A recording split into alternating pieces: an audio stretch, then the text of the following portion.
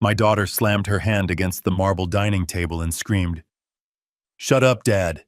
Nobody cares what you think you are, just a spare part in this house, so finish your food and go to your room." The crystal wine glass in front of me trembled. My son-in-law Brian smirked behind his napkin.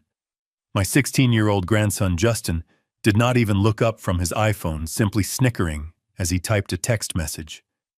For 71 years, I have lived by a code of logic and logistics. I served as a director of logistics for a global shipping firm for 3 decades. I moved cargo across oceans. I managed crises that could bankrupt nations. I have never been told to shut up in my own home. I did not yell back. I did not throw my plate. I simply looked at Rachel. I looked at the woman I had raised. The woman whose private school tuition cost more than my first house. The woman who was currently wearing a diamond necklace I bought for her mother. I stood up. The chair legs scraped against the hardwood floor. I walked out of the dining room, and I never went back. Before I continue this story, please let me know where you are watching from in the comments below. Hit like and subscribe if you have ever had to walk away from people who did not know your worth. My name is Harold Anderson, but everyone calls me Hal. I am 71 years old, and for the last 5 years I have been a ghost in my own mansion. I sat in my study earlier that afternoon staring at a piece of paper that made my blood run cold.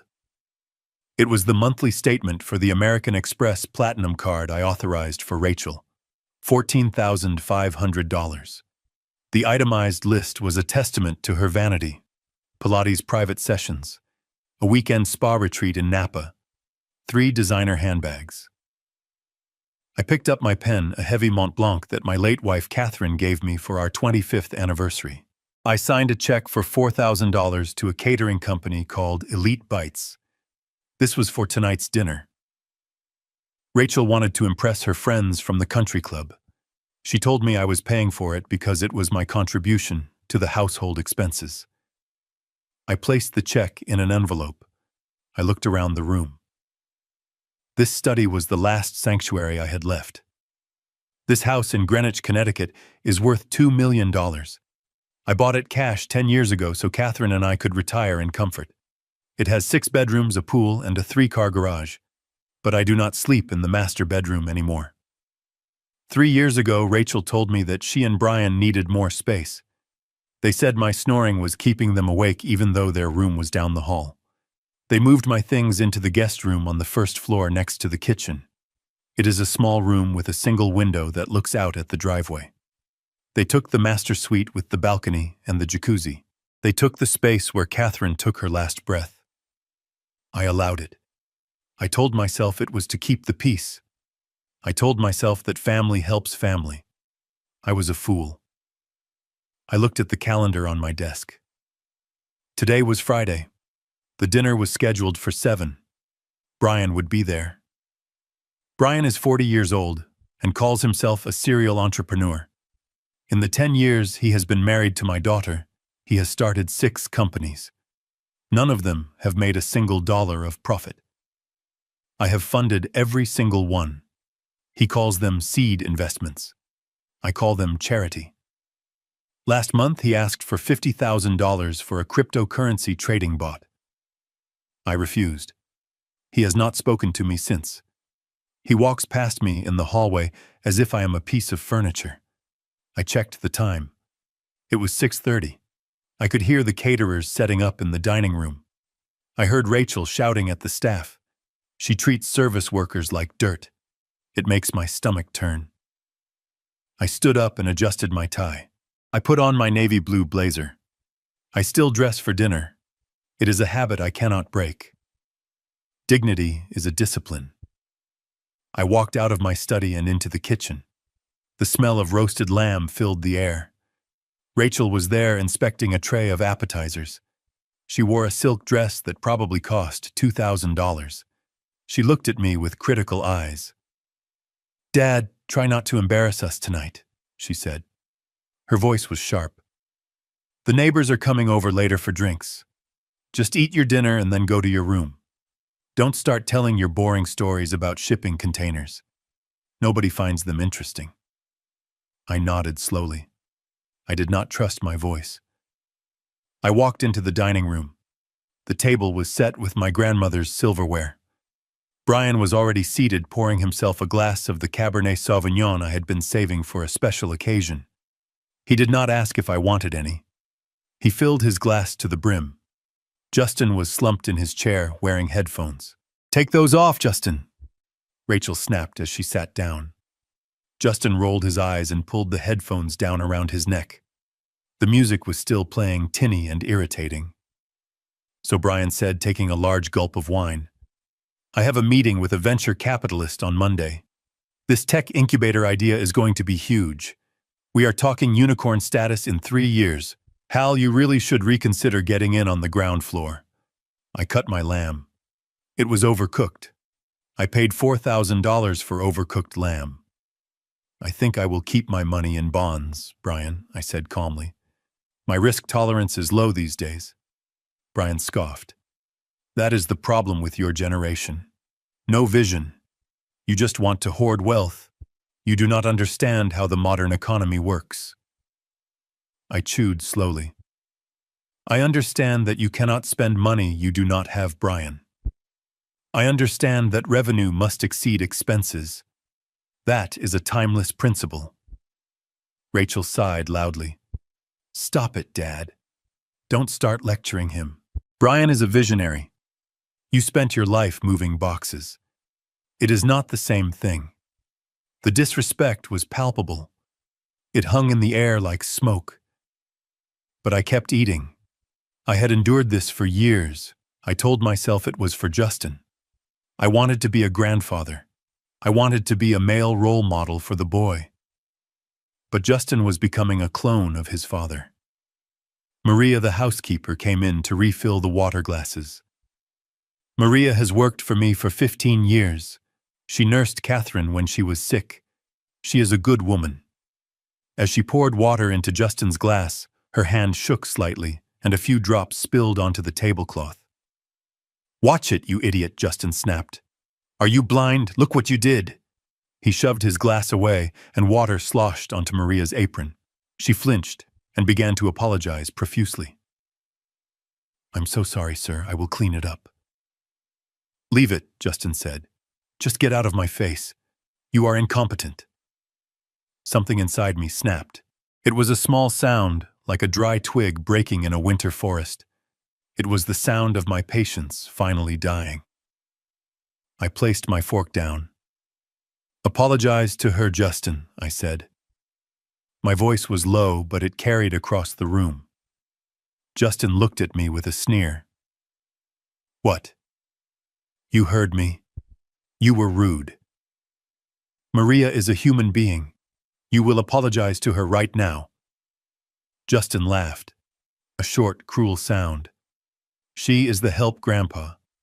That is what she is paid for. To get yelled at when she messes up." He looked at his mother for support. Rachel was sipping her wine, looking bored.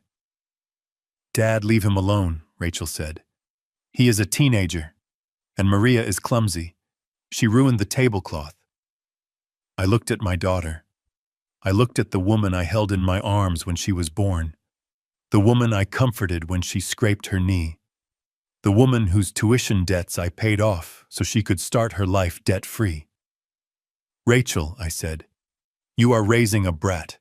If you do not correct him now, he will become a useless man, just like his father." The room went silent. Brian turned purple. He slammed his wineglass down. "Hey, watch your mouth, old man. You are living in our house. You should show some respect." Our house. The words echoed in my ears. "This house is in my name, Brian," I said. "I bought it. I pay the taxes. I pay the electricity that powers your video games. I pay for the food in your stomach. You are a guest here. A permanent, ungrateful guest." That was when it happened. Rachel stood up. Her face was twisted with rage. "Shut up, Dad," she screamed. "Just shut up. I am so sick of your arrogance. Nobody cares what you think. You are just a spare part in this house. We only keep you around because we feel sorry for you. You are a lonely, bitter old man. So finish your food and go to your room. And stay there. I looked at her. I looked at Brian, who was smirking. I looked at Justin, who was typing on his phone again, probably telling his friends how his grandpa was causing a scene. I felt a strange sensation wash over me. It was not anger. It was not sadness. It was clarity. Absolute, cold clarity. For years I had been terrified of being alone. I tolerated the insults, the theft, the disrespect because I thought loneliness was the worst fate. But looking at these three people, these parasites feeding on my life force, I realized I was already alone. I had been alone since Catherine died. These people were not my family. They were my tenants. And they were delinquent. I did not say a word. I did not finish my food. I stood up. I smoothed my blazer. I turned around and walked out of the dining room. "Where are you going?" Rachel shouted after me. "Do not walk away when I am talking to you." I ignored her. I walked down the hallway past the guest room that was supposed to be my bedroom. I did not go in. I walked straight to my study. I closed the door and locked it. I went to the wall safe behind the painting of the ship I used to captain. I spun the dial. 041252, Catherine's birthday. The heavy steel door clicked open. Inside were my passports, the deed to the house, some gold coins, and a thick yellow folder. I had prepared this folder 2 years ago. I called it Plan B. I hoped I would never have to use it. It contained the nuclear codes for my life. I took the yellow folder. I took my passport. I took the spare key to my Lincoln Continental. I put them in my leather briefcase. I looked around the study one last time. I looked at the photos on the shelf. Me and Catherine in Paris. Me and a young Rachel at her graduation. I took the photo of Catherine and put it in my pocket. I left the photo of Rachel. I unlocked the study door. I walked to the front foyer. The voices from the dining room were loud. They were laughing now. They were mocking me. "He will be back," Brian said. "He has nowhere else to go. He is too old to function on his own." I opened the heavy oak front door. The night air was crisp. I stepped out onto the porch. I had my house keys in my hand. The brass key to the front door. The silver key to the back gate. The electronic fob for the alarm system. Rachel opened the dining room door and stuck her head out into the hallway. "Dad." "Where are you going? It is 8 o'clock. You cannot drive at night. Your eyes are bad." My eyes were perfect. I had LASIK surgery 6 months ago. I just never told them because I didn't want to drive them to the mall. "I am going out," I said. "Don't be ridiculous," Rachel huffed. "Come back inside. If you leave now, do not expect me to open the door for you at midnight.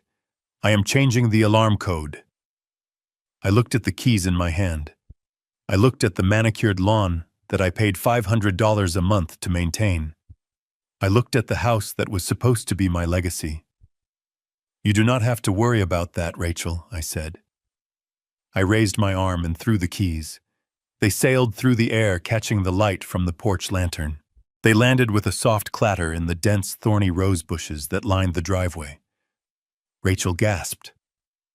"What are you doing? Have you lost your mind? Pick those up right now." I turned my back on her. I walked to my car. I got in and started the engine. The V6 engine purred. It was a sound of power. It was a sound of freedom. I backed out of the driveway. I saw Rachel standing in the doorway, screaming something, but I could not hear her through the soundproof glass. I did not look back. I drove down the long, winding driveway and turned onto the main road. I drove for 30 minutes until I reached the city center. I pulled up to the valet stand at the Ritz-Carlton. "Good evening, sir," the valet said, opening my door. "Welcome back, Mr. Anderson." I handed him the keys. "Keep it close, son," I said. "I might need it in the morning." I walked into the lobby. The marble floors shone. The air smelled of fresh lilies. I approached the reception desk. The manager knows me. I have maintained a corporate membership here for 20 years. Another thing Rachel did not know. "Mr. Anderson, what a surprise," the manager said. "We were not expecting you." "I need a suite, Michael," I said, "for an indefinite period. And I need you to send a bottle of your best scotch to the room." "Certainly, sir." The usual. I went up to the penthouse suite. I sat on the velvet sofa and poured myself a drink. I took a sip. It burned in a good way. I pulled my phone out of my pocket. I had 15 missed calls from Rachel. 7 text messages. "Where are you?" "This isn't funny, Dad. Pick up the phone. You are acting like a child. We are worried sick. Brian is going to call the police. Answer me." I did not answer. I opened my contacts list and scrolled down to the letter L. Leonard Ross. Leonard has been my lawyer and my best friend for 40 years. He is the nastiest shark in the legal waters of New York, but he is loyal to me. I pressed call. It rang twice. Hal Leonard's voice was gravelly. "It is 9 o'clock on a Friday. Did someone die?" "Not yet," I said. "But the old Hal Anderson is dead." "What happened, Hal?" "They crossed the line, Leonard. Rachel told me to shut up. She told me I was a spare part." There was a silence on the line. Then Leonard let out a low, dangerous chuckle. "So it is time." "Yes, Leonard," I said. "It is time." "Open the yellow file." "Are we going with the scorched earth protocol?" Leonard asked. I looked out the window at the city lights below me. I thought about the disrespect, the theft, the cruelty. I thought about Brian's smirk. "No, Leonard," I said. "Scorched earth is too quick. I want the slow squeeze. Initiate phase 1. Cut the cards, freeze the accounts, and call the power company." "You want me to turn off the lights?" Leonard asked. "I want you to turn off everything I said. Let them sit in the dark." I hung up the phone. I finished my scotch. For the first time in 5 years, I slept like a baby. The next morning, I woke up at 7. I ordered coffee and eggs Benedict from room service. I ate slowly, enjoying the silence.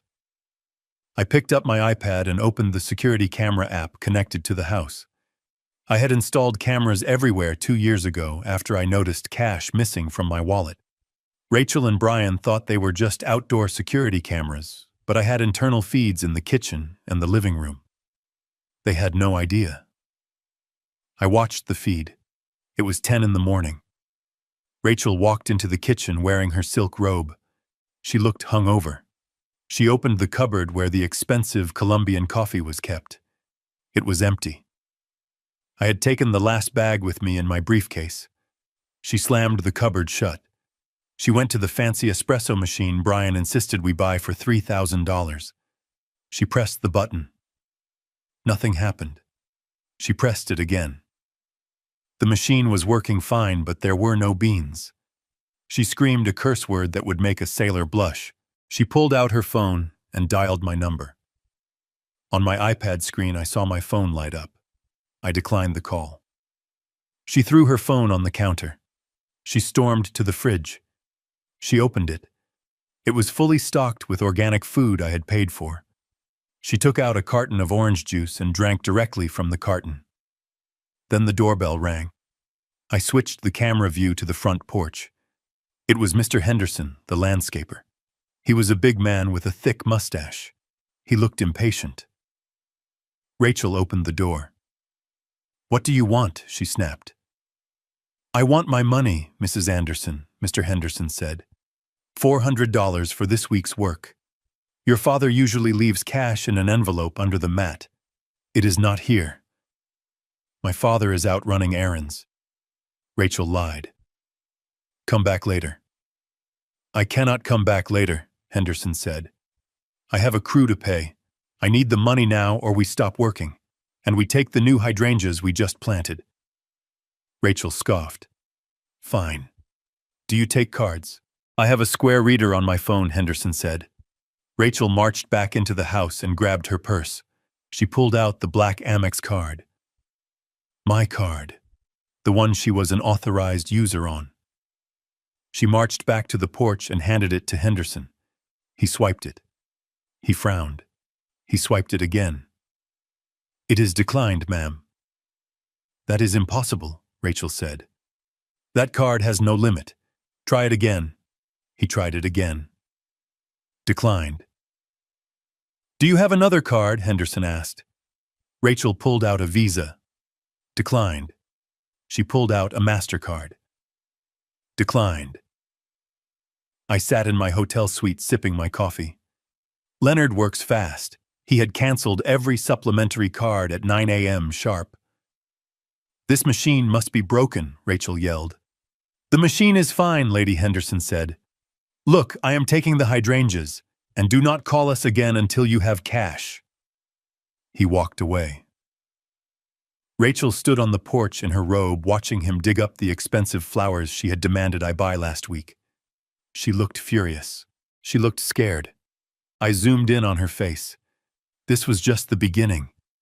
The gardening bill was $400. The mortgage payment was due on Monday.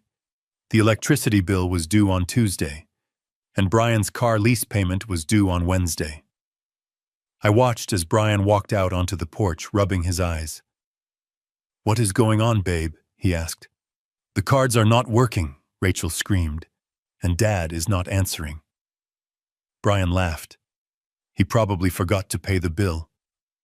The old man is losing it. Do not worry, I will go to the bank and sort it out. I need to transfer some funds anyway for my meeting. I watched Brian walk to the driveway.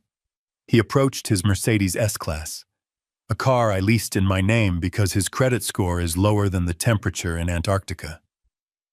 He pressed the unlock button on his key fob. Nothing happened. He pressed it again. Nothing. He pulled on the handle. Locked. I smiled. The leasing company has a wonderful feature called remote immobilization. If the owner reports the vehicle as possibly compromised, they lock the engine and the doors remotely. I had reported it compromised at 8 a.m. Brian kicked the tire. He looked like a child who had dropped his ice cream. This was going to be a very interesting weekend. I poured myself another cup of coffee and settled in to watch the show. But I knew this was just the soft opening. The real main event was coming. I had a meeting with a real estate investor named Mr. Henderson on Monday. Not the gardener. A different Mr. Henderson. A man who specializes in a very specific type of property transaction called a life estate deed. Rachel thought she was inheriting a mansion. She was about to find out she was inheriting a nightmare. The phone rang. It was Leonard. Phase 1 is complete, Hal, Leonard said. The banks are locked, the credit lines are frozen, and I just sent a courier to the house with a notice. What notice? I asked. A notice of breach of contract, Leonard said, regarding the authorized user agreement. It states that any attempt to access the accounts is now considered fraud. Perfect, I said. Hal Leonard paused. Are you sure you want to go through with the power cut? It is going to be 90 degrees this weekend. I looked at the screen. I saw Justin walking out of his room screaming that the Wi-Fi was down. I am sure, Leonard, I said. They like the heat. Let them sweat. I hung up. I watched my family implode in high definition. I felt no guilt. I felt no remorse. I felt only the cold, hard satisfaction of a balance sheet finally being corrected. They wanted me to be silent. They wanted me to be invisible. Well, now I was invisible, and my silence was about to become the loudest thing they had ever heard. The heavy door of the presidential suite clicked shut behind me, sealing out the world with a reassuring, expensive thud. I stood in the foyer for a moment, just breathing. The air here did not smell of stale vape smoke or my son-in-law's cheap body spray. It smelled of fresh orchids and lemon polish. It smelled of silence. For the first time in 10 years, I did not have to worry about walking too loudly or turning the television volume up too high. I was 71 years old, and I had just run away from home like a teenager, but instead of a backpack, I had a platinum credit card and a plan that would bring my ungrateful family to their knees. I walked into the bedroom. The sheets were Egyptian cotton, with a thread count higher than Brian's IQ. I sat on the edge of the bed and looked at the digital clock. It was 2:14 in the morning. At home, if I went to the kitchen at this hour, Rachel would storm out of her room screaming about how I was disrupting her sleep cycle. She would lecture me about the electricity cost of opening the refrigerator door. She would treat me like a senile old man wandering the halls. I picked up the bedside telephone. I pressed the button for in-room dining. A pleasant voice answered immediately. "Good morning, Mr. Anderson. How may we serve you?" "I want a Wagyu beef burger," I said. "Medium rare, with truffle fries.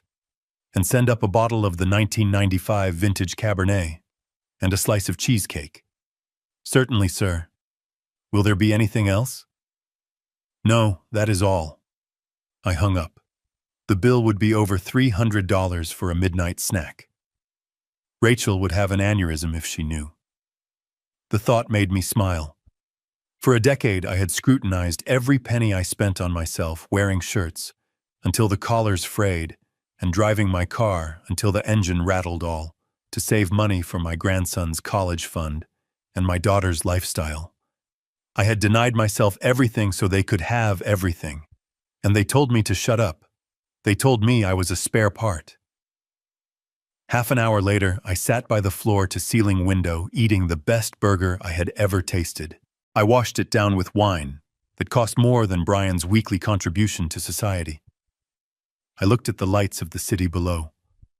Somewhere out there in the dark, my daughter was sleeping in a master bedroom she did not pay for, dreaming of a gala she could not afford. She thought she was the queen of the manor.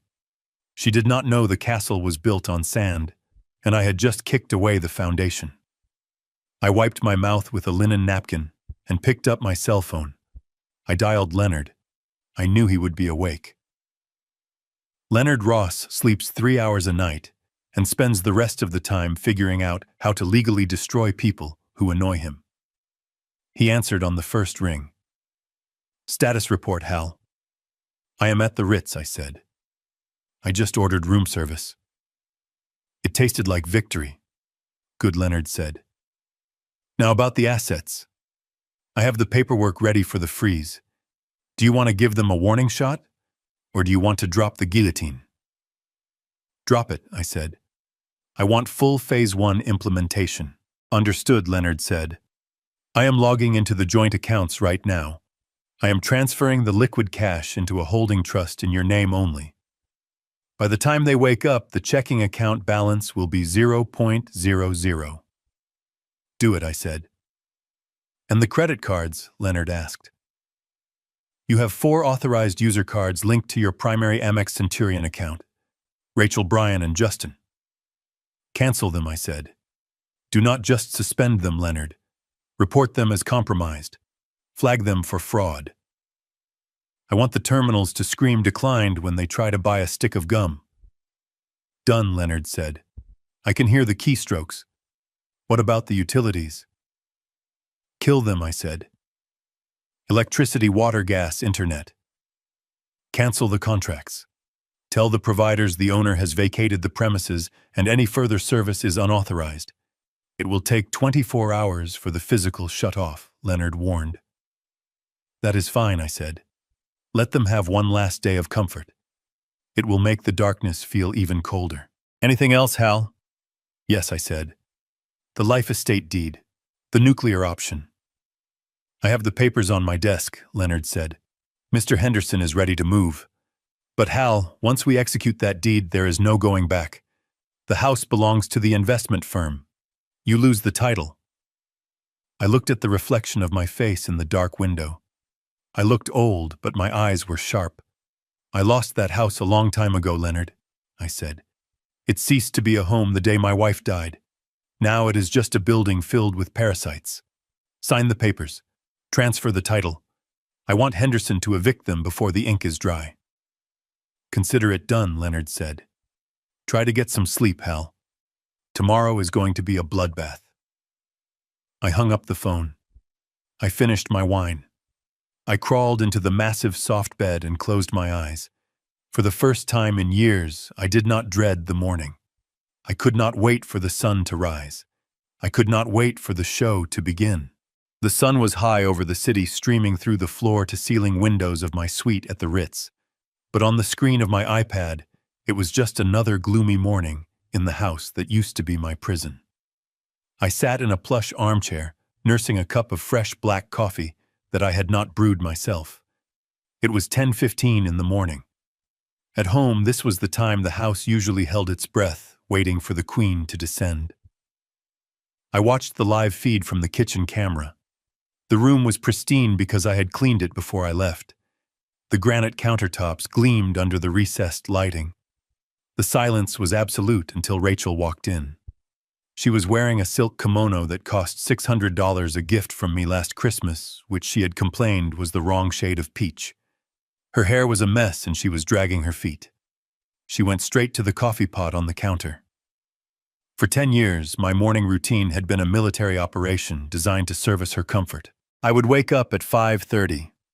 I would grind the beans. I would ensure the water was filtered. By the time Rachel woke up at 10, there would be a fresh pot of artisanal roast waiting for her, alongside sliced fruit and toast. Today, the pot was cold and empty. The fruit bowl was bare. I saw her stop. She stared at the empty machine. She blinked slowly as if she were witnessing a violation of the laws of physics. She turned around and looked at the door to the guest room. "Dad," she yelled. Her voice was raspy with sleep. "Dad, where's the coffee?" There was no answer.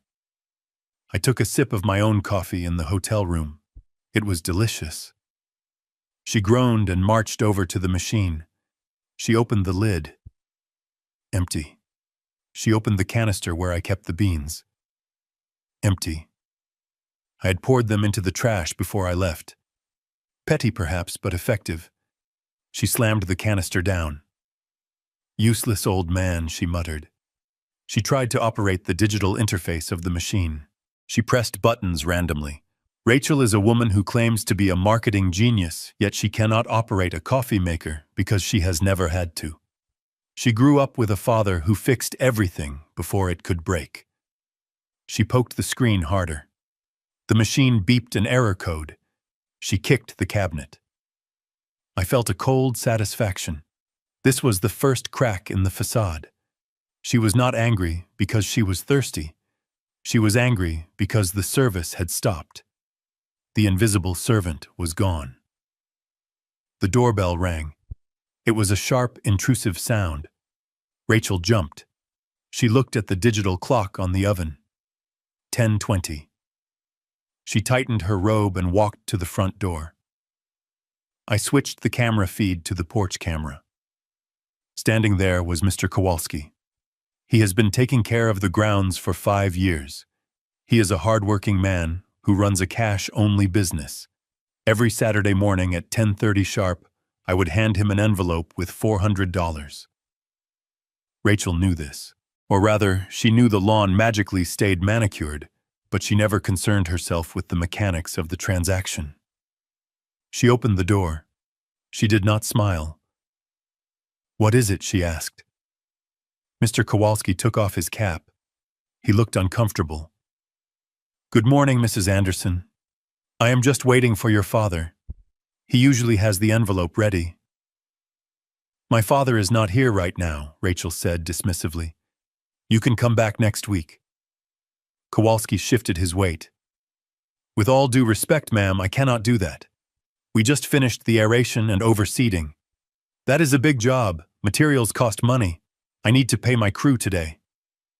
Rachel rolled her eyes. "Fine. How much is it?" $400. Rachel huffed and turned back into the house. She walked to the kitchen island where her purse was sitting. I watched her rummage through it. She pulled out her wallet. She opened it. It was empty of cash. Rachel never carries cash. Why would she when she has a father who acts as a walking ATM? She pulled out the black card, the heavy titanium American Express Centurion card. It shines under the kitchen lights. It is a symbol of ultimate buying power. It is the card she uses to buy her shoes, her spa days, and her validation. It is the card linked directly to my primary account. The card I had Leonard report as stolen at 9 o'clock this morning. She walked back to the front door. "I do not have cash," she said, handing the card to Kowalski. "Do you have a reader?" Kowalski nodded. He pulled a small white square reader from his pocket and plugged it into his phone. He swiped the black metal card. I leaned forward in my hotel chair. This was the moment where the rubber meets the road. Kowalski looked at his phone. He frowned. He swiped the card again. "It is not going through, ma'am," he said. Rachel laughed a short, incredulous sound. "Do not be ridiculous. That card has no limit. It is an Amex Centurion. Try it again. Your internet is probably bad." He tried it again. He showed her the screen. "Declined code 05. Pickup card." Rachel snatched the card back. She looked at it as if it had betrayed her. "There must be a mistake," she said. Her voice was rising an octave. "My father probably forgot to pay the bill. He is getting senile. Here, try this one." She handed him a Visa. This was a supplementary card on my Chase Sapphire account. Kowalski swiped it. Declined. Rachel's face began to flush, a deep red stain creeping up her neck. This was not just inconvenience. This was humiliation. This was a wealthy woman in her silk robe being told she was broke by the gardener in front of her neighbors. "I cannot believe this," she shrieked. "Just wait here." She ran back into the kitchen. She grabbed her phone. She dialed my number. On my iPad screen, I saw the incoming call notification. I let it ring. I watched her on the camera pacing the kitchen floor, biting her thumbnail. She looked small. For the first time in years, she looked small. She hung up and ran back to the door. "Look, he is not answering. You will just have to bill us later." Kowalski put his cap back on. His face was hard. "I do not do billing, Mrs. Anderson. I work for cash. If you cannot pay, I cannot come back, and I will be taking the fertilizer bags we left in the shed." He turned and walked away. "Fine," Rachel screamed after him. "Go. We will find someone better." She slammed the heavy oak door. She leaned against it, breathing hard. She looked at the credit card in her hand. She looked at the empty house. For 38 years, she has walked through life with a safety net woven from my bank accounts. She has never known the terror of a declined transaction. She has never known the shame of not being able to pay a man for his honest work. She walked back to the kitchen. She opened the fridge and stared blankly at the shelves.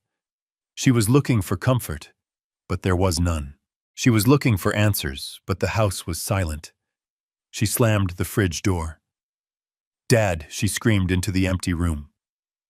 "Dad, pick up the damn phone." I took another sip of my coffee. It was getting cold, but it still tasted sweet. I did not pick up the phone. I simply watched. This was the first lesson. The world does not care who your father is if the card does not swipe. She was about to learn that her status, her pride, and her lifestyle were all leased. And the lease had just expired. My iPhone sat on the polished mahogany desk of the hotel suite, vibrating with the relentless persistence of a trapped insect. I did not turn it off. I did not put it in a drawer. I left it right there next to my glass of iced water and my new leather-bound notebook. I wanted to see the desperation. I wanted to measure the panic. In logistics, we call this monitoring the supply chain disruption. When the flow of goods stops, the stakeholders scream. And my family was screaming. The screen lit up again. Rachel. This was her 12th attempt in the last hour. I watched the name flash white against the black background. A photo appeared next to her name. It was a picture from her wedding day 15 years ago. She looked happy then. I paid $80,000 for that wedding. I paid for the dress, the flowers, the open bar that Brian drank dry. I remember she hugged me that day and said I was the best father in the world. Now the phone just buzzed and buzzed until the screen went dark again. I took a sip of water and tapped the voicemail icon. The red number indicated 9 new messages. I put the phone on speaker. I leaned back in my chair, crossing my legs. It was time for the performance review. Message 1. 10:45 a.m. Rachel. Her voice was high-pitched, tight with indignation. Dad, this is ridiculous. The gardener just left and took the hydrangeas. Do you hear me? He dug them up. You need to call him and fix this. And transfer money to the joint account immediately. I am at the grocery store, and I do not have cash. This isn't funny. Pick up the phone. Delete. I tapped the trash icon. No concern. Just demands. She was still operating under the assumption that this was a clerical error. Message 2, 11:15 a.m. Brian. His voice was breathless. I could hear wind in the background. He was probably walking home from his locked car. Hey, Hal. It's Brian. Listen, buddy, there seems to be a glitch with the Mercedes. The leasing company says it is reported stolen. I know you probably hit the wrong button on your computer or something. Just give them a call, okay? I have a big meeting with investors in an hour. I cannot be late. Call me back. Delete. He did not have a meeting. Brian never has meetings on Saturdays. He has poker games. He was worried about looking poor in front of his friends. Message 3, 12:30 p.m. Justin. This was rare. My grandson only calls me when he wants the latest gaming console. Grandpa, the internet is down. The internet. Mom says you didn't pay the bill. I am in the middle of a ranked match.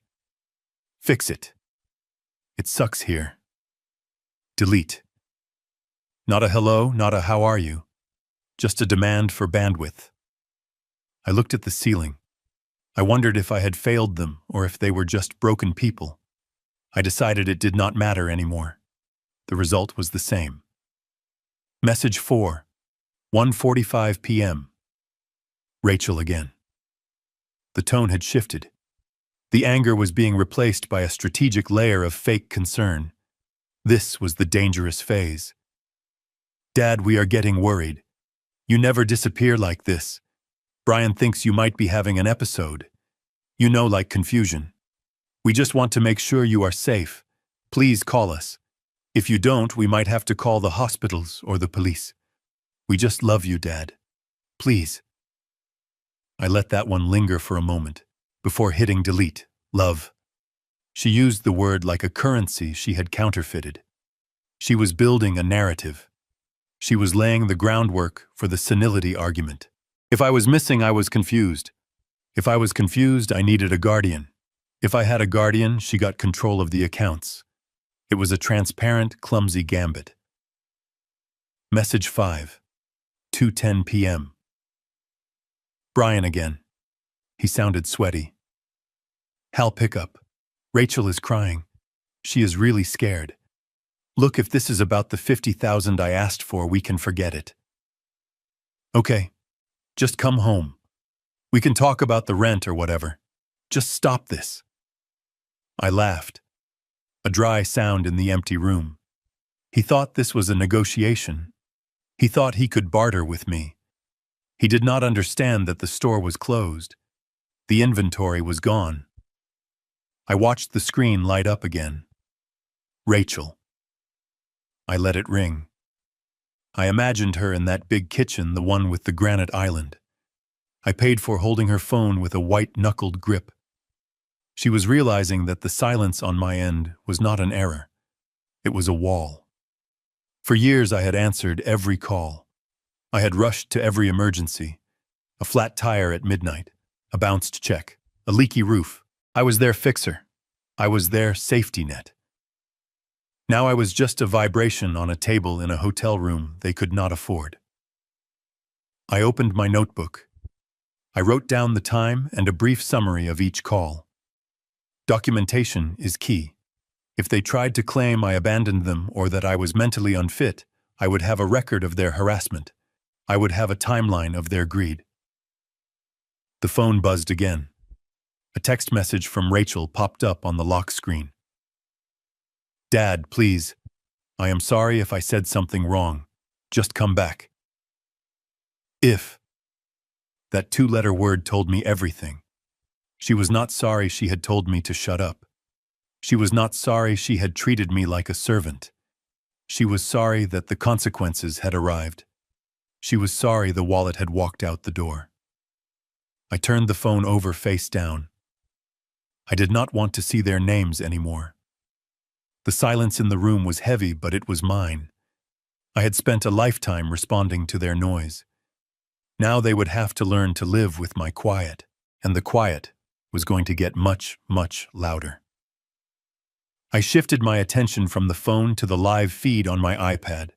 It was 2:30 in the afternoon. The sun was blazing down on the driveway, turning the asphalt into a skillet. The black Mercedes S-Class sat there gleaming like a dark jewel. It was a beautiful machine, a V8 bi-turbo engine, massage seats, and a sound system that cost more than my first car. I leased it 3 years ago because Brian said he needed a vehicle that projected success to potential investors. He said image was half the battle. I paid the $3,000 a month lease. He paid for the pine tree air freshener dangling from the rearview mirror. I watched the back door of the house open. Brian stepped out. He had changed clothes. He was wearing a light gray suit and loafers without socks. He had his leather portfolio tucked under his arm and his sunglasses on. He looked like a man's on his way to close $1 million deal. I knew better. He was on his way to a poker game at the country club, where he would bet money he did not have and drink scotch he could not afford. He was escaping. He was leaving Rachel to deal with the gardener and the empty fridge while he went to play big shot with his friends. He walked with a swagger. He adjusted his cuffs. He looked at the house one last time, shaking his head with a look of annoyance. He was probably muttering about how unreasonable I was being, about how inconvenient it was that the old man had thrown a tantrum. He approached the car. He pressed the unlock button on the key fob. The lights flashed. The mirrors unfolded. The car welcomed him. It did not know yet that it was a trap. He opened the heavy driver's side door and slid into the Napa leather seat. He closed the door. I could imagine the silence inside. The S-Class is built like a vault. It seals out the world. He placed his portfolio on the passenger seat. He checked his reflection in the vanity mirror. He smiled at himself. A shark in a shark tank. He pressed the start button.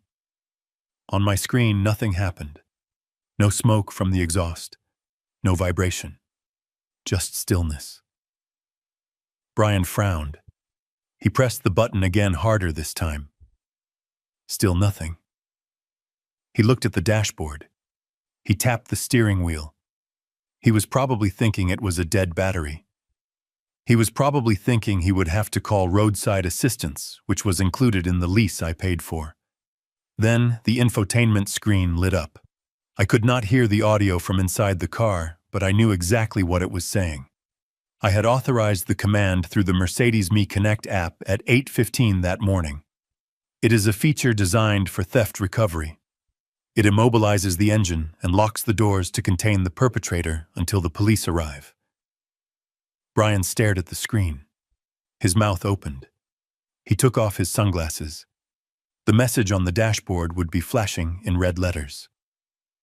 Vehicle reported stolen. Engine disabled. Authorities notified.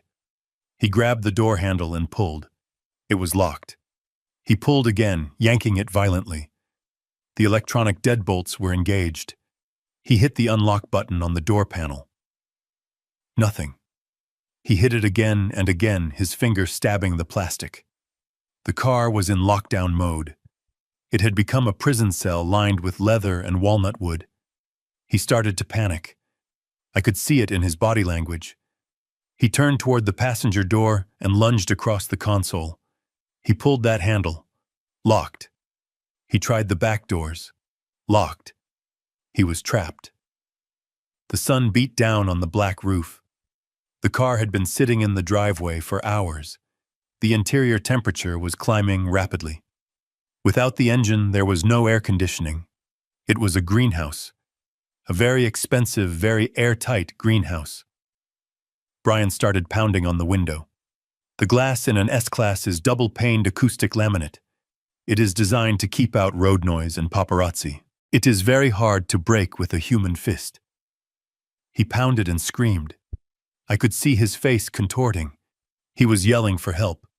But the driveway is long, and the nearest neighbor is acres away. Rachel was inside the house, probably in the back bedroom, sulking. No one could hear him. He loosened his tie. He took off his jacket. Sweat was already darkening his gray shirt. He looked at his phone. He dialed a number. He held it to his ear and then threw the phone onto the passenger seat. No signal. The metallized glass and the car's body acted as a Faraday cage, blocking most signals, and what little got through was probably too weak for a call. Or maybe I had just gotten lucky. 10 minutes passed. Brian was soaked. His hair was plastered to his forehead. He was red-faced and gasping. He looked like a fish flopping on a deck. He was no longer the cool entrepreneur. He was a terrified man, realizing he had no control. He kicked the dashboard. He tore at the leather steering wheel. He was destroying the interior of a car he did not own. I watched calmly. I took a bite of a crisp apple. This was the man who called me a spare part. This was the man who spent my retirement savings on vanity projects. Now he was sweating out his arrogance one drop at a time. Finally, he reached into the back seat. He grabbed a heavy metal flashlight he kept there for emergencies. He swung it at the driver's side window. The glass cracked, but did not shatter. He swung again with all his might. A spider web of fractures appeared. He hit it a third time, screaming in rage. The safety glass finally gave way, crumbling into thousands of small cubes that rained down onto his lap and the driveway. He cleared the jagged edges with his briefcase, ruining the leather. He scrambled out of the window head first. He fell onto the hot asphalt, scraping his hands and knees. He lay there for a moment, panting, heaving, trying to catch his breath. His suit was ruined. His dignity was gone. He looked like a criminal who had just botched a getaway. He stood up shakily. He looked at the broken window. He looked at the silent car. He kicked the tire and immediately grabbed his foot, hopping in pain. He screamed at the sky. He looked at the security camera mounted on the garage. He knew. In that moment, he knew I was watching. He raised his middle finger at the lens. I smiled. It was an impotent gesture. A last gasp of defiance from a defeated man. He limped toward the house, leaving the car open and broken in the driveway. The alarm finally started to blare, a rhythmic honking that echoed through the quiet neighborhood. I closed the app. The car was totaled effectively. The interior damage, the broken glass, the electronics. The lease terms were clear. Any damage caused by negligence or misuse was the responsibility of the lessee. That was me. But I had insurance. And Brian. Brian had nothing. He had no car. He had no meeting. He had no poker game. He was trapped in a house with no money, no internet, and a wife who was rapidly realizing her husband was as useless as a screen door on a submarine. I picked up my notebook. I wrote down. 2:45 p.m. Brian attempts unauthorized use of vehicle. Damages property. Escapes. I closed the book. The heat was rising in Greenwich, and I was just turning up the thermostat. The next phase was going to be even hotter. The utilities were scheduled to cut off at midnight. They would wake up tomorrow in a house that was not just broke but broken, and I would be here eating room service and planning the grand finale. It was Sunday morning, the day the lights went out in Greenwich. I sat on the balcony of my hotel suite, watching the city wake up below me. The sky was a brilliant cloudless blue, promising a temperature in the mid-90s. It was a perfect day for a barbecue or a swim in the pool. But at my house there would be no swimming, because the pool pump was about to die, and there would be no barbecue, because the electric starter on the grill was about to become a useless button. I looked at my watch. It was 11:59. I had scheduled the utility disconnects for noon sharp. I wanted them to be awake. I wanted them to be comfortable. I wanted them to be in the middle of their digital addictions when the plug was pulled. In logistics, timing is everything. You do not cut the supply line when the enemy is sleeping. You cut it when they are hungry. I opened the security app on my iPad. I had upgraded the system 6 months ago with battery-powered cellular backup cameras. I told Rachel it was for storm safety. In reality, it was for this exact moment. I needed eyes on the ground even when the grid went down. I switched the view to the living room. Justin was sprawled on the leather sofa. He was wearing a headset, screaming at the television. He was playing some online shooter game. His thumbs were moving at light speed. He was in his element. A digital warrior living in a house he did not pay for, using bandwidth he did not earn. Brian was in the kitchen, staring at the microwave. He was trying to reheat a slice of pizza. He looked disheveled. His gray suit from yesterday was crumpled on a chair. He was wearing gym shorts and a stained t-shirt. Rachel was sitting at the island, scrolling through her phone, probably looking for a lawyer who worked on Sundays, or a landscaper who accepted IOUs. The digital clock on the microwave turned to 12:00. Then it happened. The microwave display went black. The hum of the refrigerator compressor cut out. The ceiling fans spun slower and slower until they stopped. The ambient noise of a modern home, the buzz of electricity, the whir of the air conditioning simply vanished. Silence. For 3 seconds, there was absolute silence. Then a scream tore through the house. It came from the living room. It was a primal sound, like an animal caught in a trap. "No," Justin shrieked. "No, no, no, lag, lag, lag." He threw his controller at the TV. It bounced off the dark screen. "What happened?" he yelled. "Mom, the Wi-Fi. I lost connection. I was on a kill streak. Fix it. Fix it now." Rachel looked up from her phone. The Wi-Fi symbol on her screen had probably disappeared. "The power is out," she said. Her voice was calm at first. "Just a nuisance." Brian tapped the microwave. "Great," he muttered. "Now my pizza is cold." "Check the breaker box," Rachel said. "Dad probably tripped a fuse with his old equipment." I watched Brian walk to the utility closet. He opened the panel. He flipped the master switch off and on. Nothing. He flipped the individual breakers. Click, click, click. The sound echoed in the dead air. Nothing happened. "It is not the breakers," Brian called out. "The meter is dead." Rachel stood up. She walked to the window. She looked at the neighbor's house across the lawn. Their porch lights were on. Their fountain was running. "The neighbors have power," she said.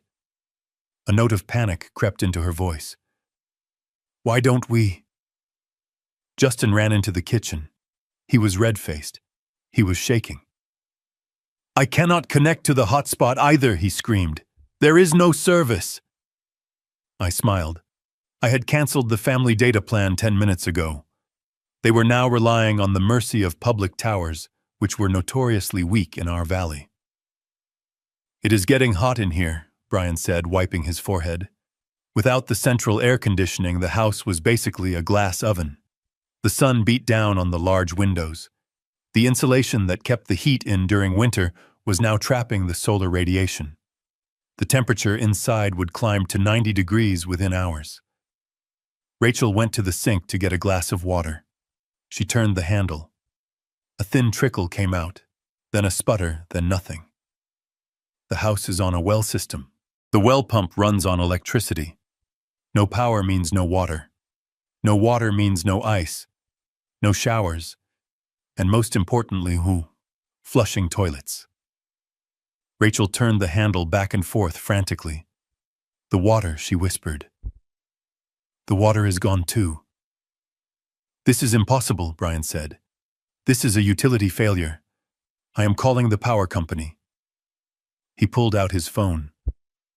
I watched him dial. I could imagine the automated message he was hearing. We are sorry, the account associated with this number has been closed by the account holder. He lowered the phone slowly. His face was pale. They said the account is closed, Rachel. They said the owner terminated service. Rachel grabbed the counter. She looked at the security camera in the corner of the ceiling. She stared right at me. She knew. He turned it off, she hissed. He turned everything off. Justin kicked the island. I hate him, he screamed. I hate him. I am going to fail my rank. He does not care about your rank, Justin, I said to the empty hotel room. He cares about respect, and you just ran out of credit. I switched the camera view to the pantry. I looked at the shelves lined with gourmet food, truffle oil, imported pasta. Then I looked at the refrigerator. It was a Sub-Zero model that cost $12,000. Inside it was stocked with $300 worth of organic grass-fed steaks. There was a jar of caviar Brian had bought to celebrate his non-existent business deal. There were artisanal cheeses. There was fresh salmon. The temperature inside that metal box was rising. Bacteria were beginning to multiply. The steaks were starting to sweat. The milk was starting to sour. By tomorrow morning, the smell would be unbearable. That food represented hours of my labor. It represented early mornings and late nights at the shipping yard. Now it was rotting, just like their inheritance. I watched Rachel open the freezer. She pulled out a tub of Ben & Jerry's ice cream. It was already soft. She grabbed a spoon and started eating it aggressively. It was a childish act of consumption. If she couldn't save it, she would eat it. Brian sat at the table. He put his head in his hands. What are we going to do? He asked. We cannot stay here without AC. It is going to be sweltering. We are not going anywhere, Rachel snapped. That is what he wants. He wants to flush us out. We are staying. Justin groaned. Without internet. Are you crazy? I am going to Kyle's house. You are staying here, Rachel yelled. We need to present a united front. When he calls, we need to be here. He is not going to call, Brian said. His voice was hollow. He blocked us, Rachel. The car is bricked. The cards are dead. The lights are out. He is not playing games. This is war. I closed the iPad cover. Brian was smarter than he looked. It was indeed war. And I had just cut off their supply lines. Siege warfare is a slow, ugly business. It breaks the spirit before it breaks the body. They were trapped in a mansion that was rapidly becoming a tomb. A dark, hot, silent tomb filled with the stench of spoiling luxury. I stood up and walked to the thermostat on the wall of my suite. I turned it down to 68 degrees. A cool breeze drifted from the vents. I ordered a glass of iced tea. I had all the time in the world. They had until the ice cream melted, and it was melting fast. It was 4:00 in the afternoon when the inevitable knock came at the door of my suite. It was not the soft, rhythmic tap of the housekeeping staff coming to turn down the bed, nor was it the brisk, professional knock of the room service waiter delivering my afternoon tea. This was a heavy, authoritative pounding. It was the sound of the state demanding entry. I did not jump. I did not panic. In the world of logistics, you learn that every action has a reaction, and I had calculated this specific reaction 12 hours ago. I stood up from the desk where I had been reading the Wall Street Journal. I checked my reflection in the mirror. I was wearing a fresh white dress shirt, pressed crisp trousers, and my reading glasses. I looked like a retired executive enjoying a vacation, not a confused geriatric wandering in a fog. I walked to the door and looked through the peephole. 2 uniformed officers from the Greenwich Police Department stood in the hallway. One was a young man looking tense and ready for a struggle. The other was a veteran sergeant looking tired. They expected to find a senile old man, perhaps in his pajamas, perhaps shouting at the television. I opened the door. "Good afternoon, officers," I said. My voice was calm, level, and welcoming. "Can I help you, gentlemen?" The sergeant blinked. He looked at the room number on the brass plaque, then back at me. The disconnect between the description he had been given and the reality standing before him was palpable. "Are you Harold Anderson?" the sergeant asked. "I am," I replied. "Please come in. It is cooler inside." They stepped into the suite. Their eyes scanned the room. They saw the organized desk, the made bed, the absence of chaos. They saw a man in control of his environment. Mr. Anderson, the younger officer, began, his hand resting near his belt. "We received a call from your daughter, Rachel Anderson. She is very concerned. She stated that you have been missing for 24 hours, that you suffer from advanced dementia, and that you require medication for a heart condition which you left behind. She believes you are a danger to yourself." I smiled. It was a thin smile. Rachel had played the silver alert card. It was a desperate move. She wanted to weaponize the police to drag me back to the house, to force me back into my role as the ATM. She had lied about the medication. My heart is as strong as an ox. I motioned to the sitting area. "Please sit down," I said. "Would you like a bottle of water? Or perhaps some Earl Grey tea?" It just arrived. The officers exchanged a glance. The tension was leaving their shoulders. A man offering Earl Grey tea usually is not having a psychotic break. "No, thank you, sir," the sergeant said. "We just need to verify your well-being. Your daughter was quite insistent. She said you might be disoriented and aggressive." I walked to my desk. I opened my leather briefcase. I took out a crisp white envelope. I had visited Dr. Arthur Cohen, the top neurologist in Connecticut, at 9 o'clock that morning. I had paid cash for an expedited evaluation. I knew Rachel would try to question my sanity, so I bought the proof of my sanity before she could even dial 911. I handed the document to the sergeant. "Officer, I anticipated this visit," I said. "This is a notarized affidavit of mental competency signed 6 hours ago by Dr. Cohen. It states that I am fully oriented, cogent, and capable of making my own financial and medical decisions. It also states that I have no history of dementia and no required heart medication." The sergeant read the paper. His eyebrows went up. He passed it to his partner. "This is dated today," the sergeant said. "Correct," I said. "You see, officers, my daughter is not worried about my health. She is worried about her lifestyle. Yesterday, I stopped paying her bills. I cut off her credit cards, and I left her house, which I own. She is trying to use you to intimidate me into returning so I can resume paying for her mistakes." The sergeant let out a long breath. He looked at the luxury suite. He looked at me. He realized he had been used as a pawn in a domestic financial dispute. Police officers hate domestic disputes, but they hate being lied to even more. "So you are here of your own free will?" the sergeant asked. "I am," I said. "I am enjoying a vacation from my ungrateful family. And you are safe." "I am safer here than I was in that house," I said. The sergeant nodded.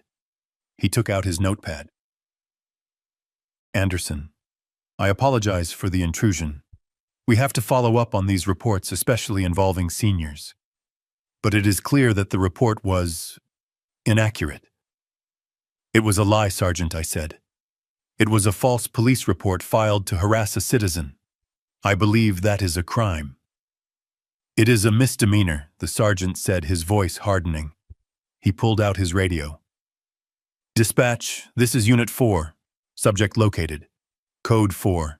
Subject is safe, competent, and here voluntarily. No medical assistance required. Cancel the alert. Then he pulled out his cell phone. I need to call the reporting party to close the file, the sergeant said. Please put it on speaker, I requested. I think it is important that there is no ambiguity. The sergeant hesitated, then tapped the speaker button. The phone rang once. Officer, did you find him? Rachel's voice screamed through the speaker. She sounded hysterical, breathless. Is he okay? Is he confused? Do not listen to him if he talks about money. He is having delusions. You need to bring him home immediately. I have his room ready. The sergeant held the phone steady. His face was stone.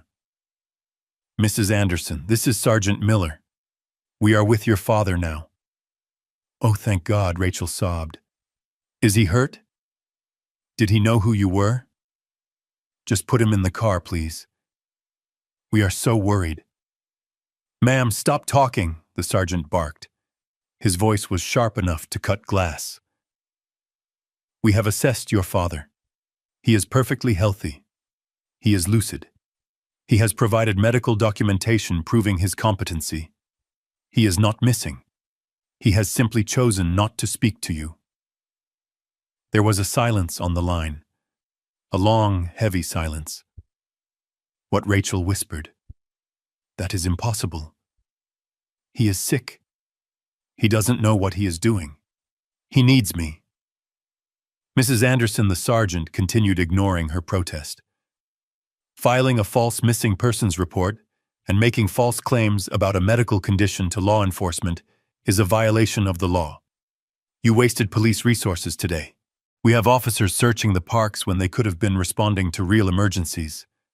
But he is my father, Rachel shrieked. He walked out. He turned off the power. He is trying to hurt us. It sounds like a civil matter, ma'am, the sergeant said. Do not call 911 again unless there is a life-threatening emergency. If you continue to use the police to harass Mr. Anderson, we will issue a citation for misuse of emergency services. Do you understand? He is lying to you, Rachel yelled. He is manipulating you. Goodbye, Mrs. Anderson. The sergeant hung up. He looked at me. There was a flicker of respect in his eyes. Maybe even solidarity. He probably had kids of his own. He probably knew what it felt like to be taken for granted. Mr. Anderson, if she shows up here, you can call us for trespassing, he said. The hotel security is good, but we can issue a restraining order if necessary. Thank you, Sergeant, I said. I hope it does not come to that, but my daughter does not handle the word no very well. The officers stood up. They declined the water again, but this time with a smile. Enjoy your vacation, Mr. Anderson, the young officer said. I walked them to the door. I locked it behind them. I leaned against the heavy wood. I felt a weight lift off my chest. Rachel had fired her biggest gun. She had tried to strip me of my agency. She had tried to label me as an invalid, and the bullet had ricocheted right back into her face. I walked back to the desk and picked up my phone. I did not call her. I did not text her.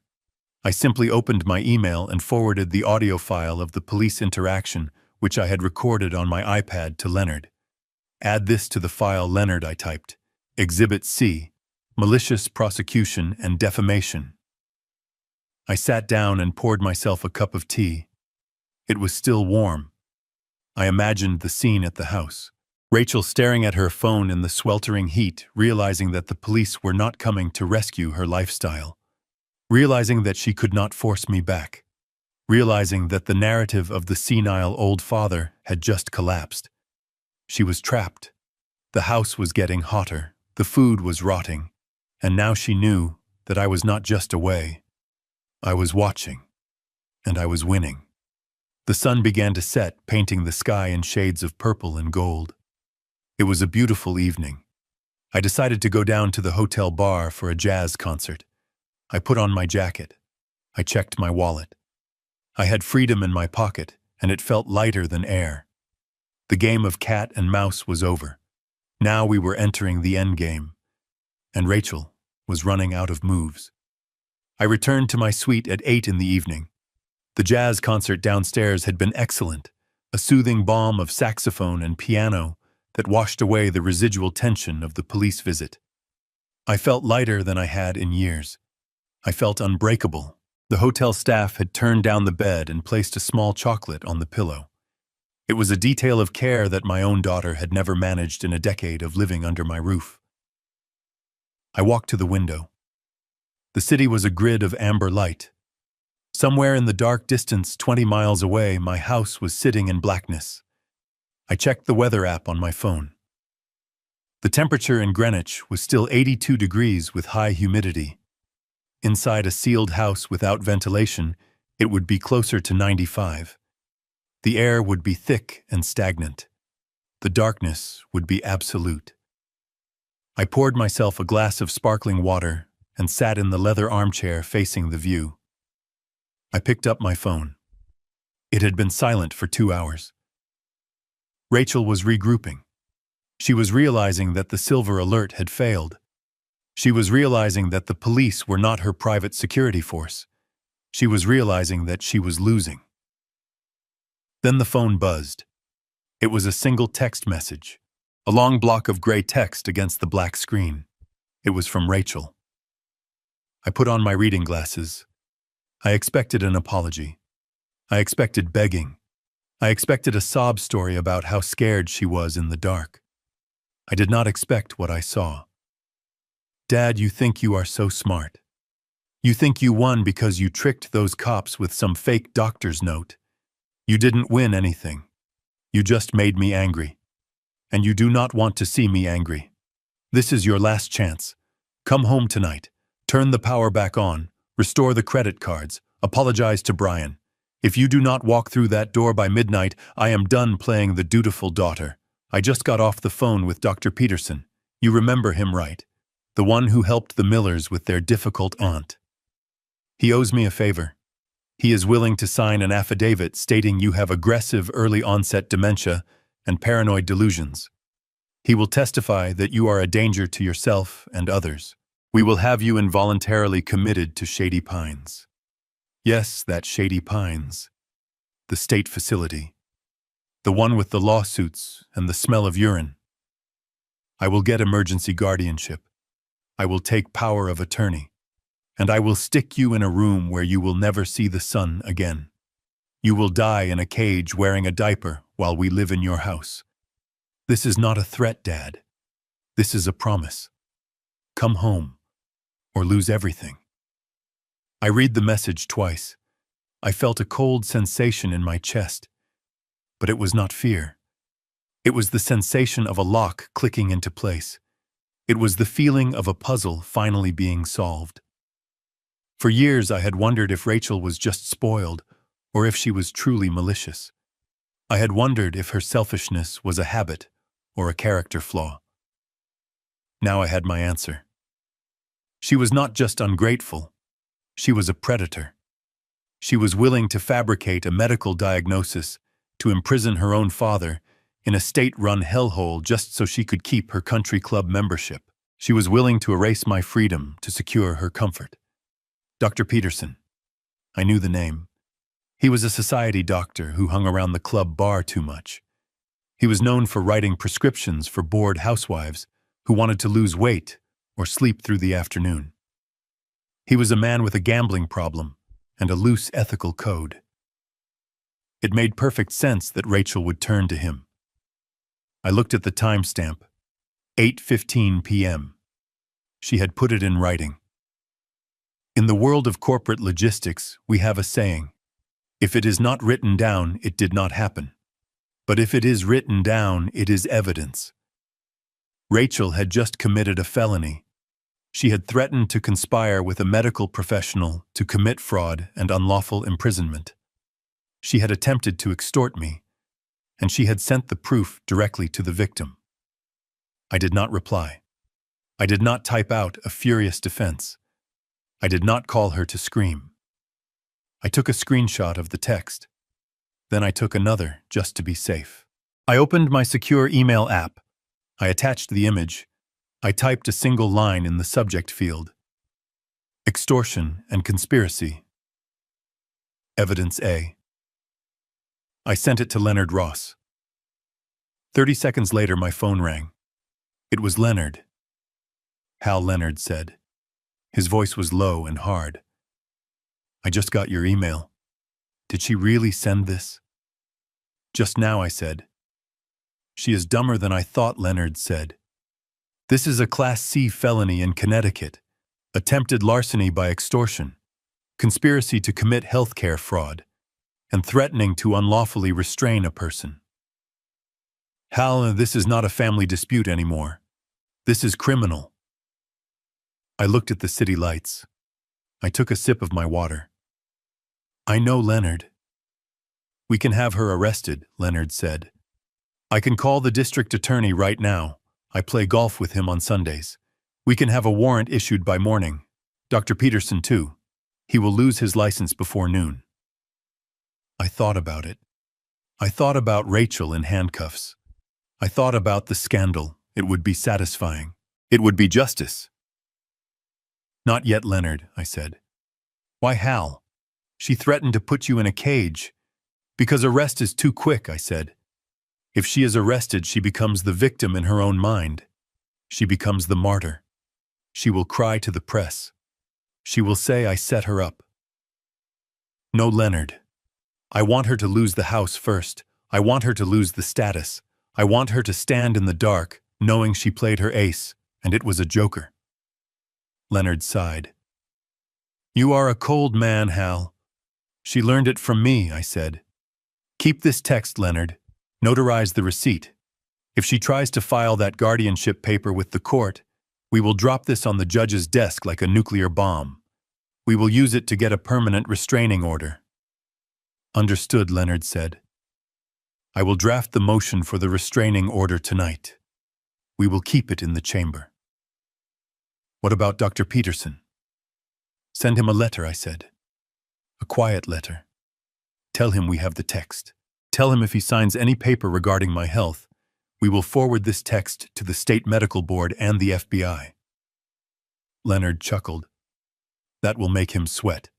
He will drop Rachel like a hot potato. Exactly, I said. Isolate her. Remove her allies. Let her scream into the void. I will handle it, Leonard said. Stay safe, Hal. She is desperate. Desperate people are dangerous. She is not dangerous, I said. She is just loud, and she is running out of battery. I hung up the phone. I looked at the text one last time. Die in a cage. A daughter saying that to her father. The father who taught her to ride a bike.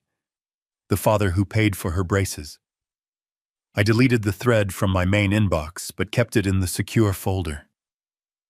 I did not want to look at it every time I opened my phone. It was too ugly. It was the autopsy of a relationship I had tried to keep alive for too long. I stood up and walked to the bedroom. I needed to sleep. Tomorrow was Monday. The day of the gala, or at least the day Rachel thought was the gala. She was probably sitting in the dark right now, sweating, convinced that her threat would work.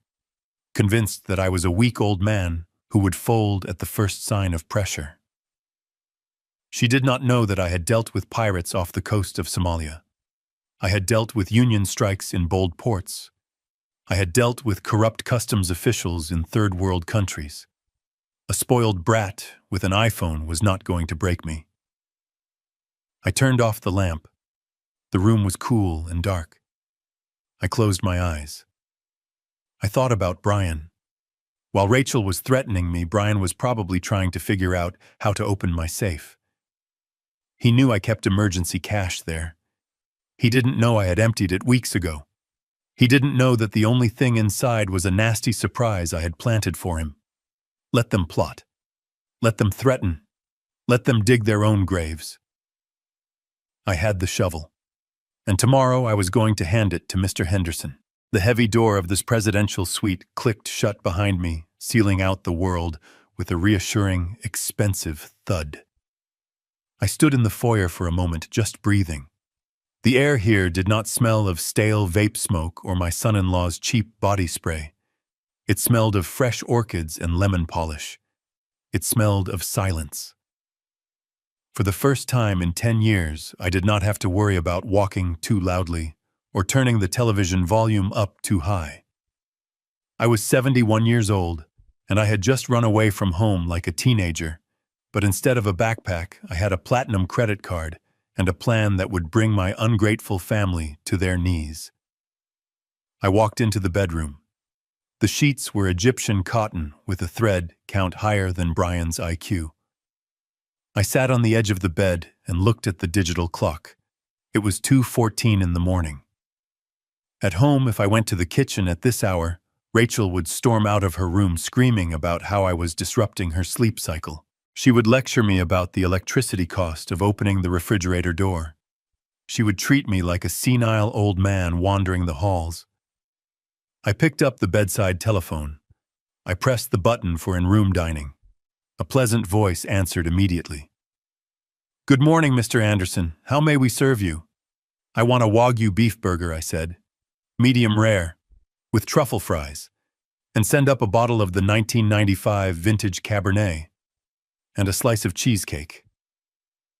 "Certainly, sir." "Will there be anything else?" "No, that is all." I hung up. The bill would be over $300 for a midnight snack. Rachel would have an aneurysm if she knew. The thought made me smile. For a decade I had scrutinized every penny I spent on myself wearing shirts, until the collars frayed, and driving my car until the engine rattled all, to save money for my grandson's college fund and my daughter's lifestyle. I had denied myself everything, so they could have everything. And they told me to shut up. They told me I was a spare part. Half an hour later, I sat by the floor-to-ceiling window, eating the best burger I had ever tasted. I washed it down with wine that cost more than Brian's weekly contribution to society. I looked at the lights of the city below. Somewhere out there in the dark, my daughter was sleeping in a master bedroom she did not pay for, dreaming of a gala she could not afford. She thought she was the queen of the manor.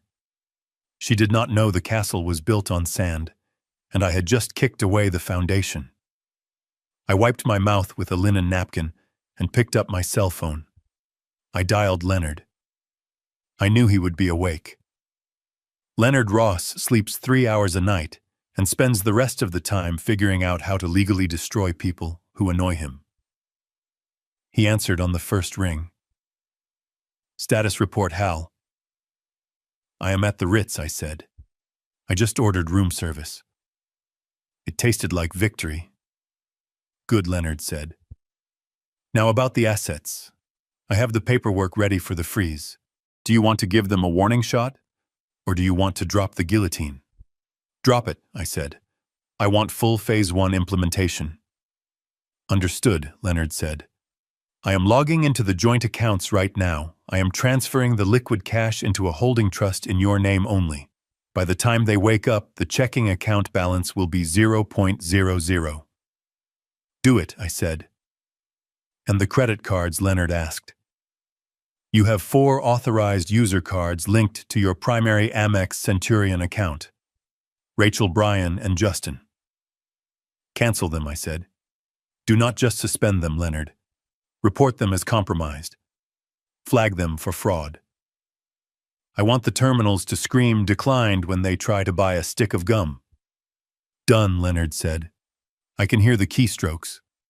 What about the utilities?" "Kill them," I said. "Electricity, water, gas, internet. Cancel the contracts. Tell the providers the owner has vacated the premises and any further service is unauthorized. It will take 24 hours for the physical shut-off," Leonard warned. "That is fine," I said. "Let them have one last day of comfort. It will make the darkness feel even colder." "Anything else, Hal?" "Yes," I said. "The life estate deed. The nuclear option. I have the papers on my desk, Leonard said. Mr. Henderson is ready to move. But Hal, once we execute that deed, there is no going back. The house belongs to the investment firm. You lose the title. I looked at the reflection of my face in the dark window. I looked old, but my eyes were sharp. I lost that house a long time ago, Leonard, I said. It ceased to be a home the day my wife died. Now it is just a building filled with parasites. Sign the papers. Transfer the title. I want Henderson to evict them before the ink is dry. Consider it done, Leonard said. Try to get some sleep, Hal. Tomorrow is going to be a bloodbath. I hung up the phone. I finished my wine. I crawled into the massive soft bed and closed my eyes. For the first time in years, I did not dread the morning. I could not wait for the sun to rise. I could not wait for the show to begin. I sat in the darkness of my hotel suite, illuminated only by the glow of the iPad screen. It was 3:14 in the morning on Monday, the night before the gala.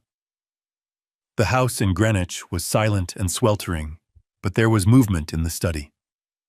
I had been waiting for this. I had been predicting this specific act of desperation for 6 months. In the world of logistics, we call it a honeypot.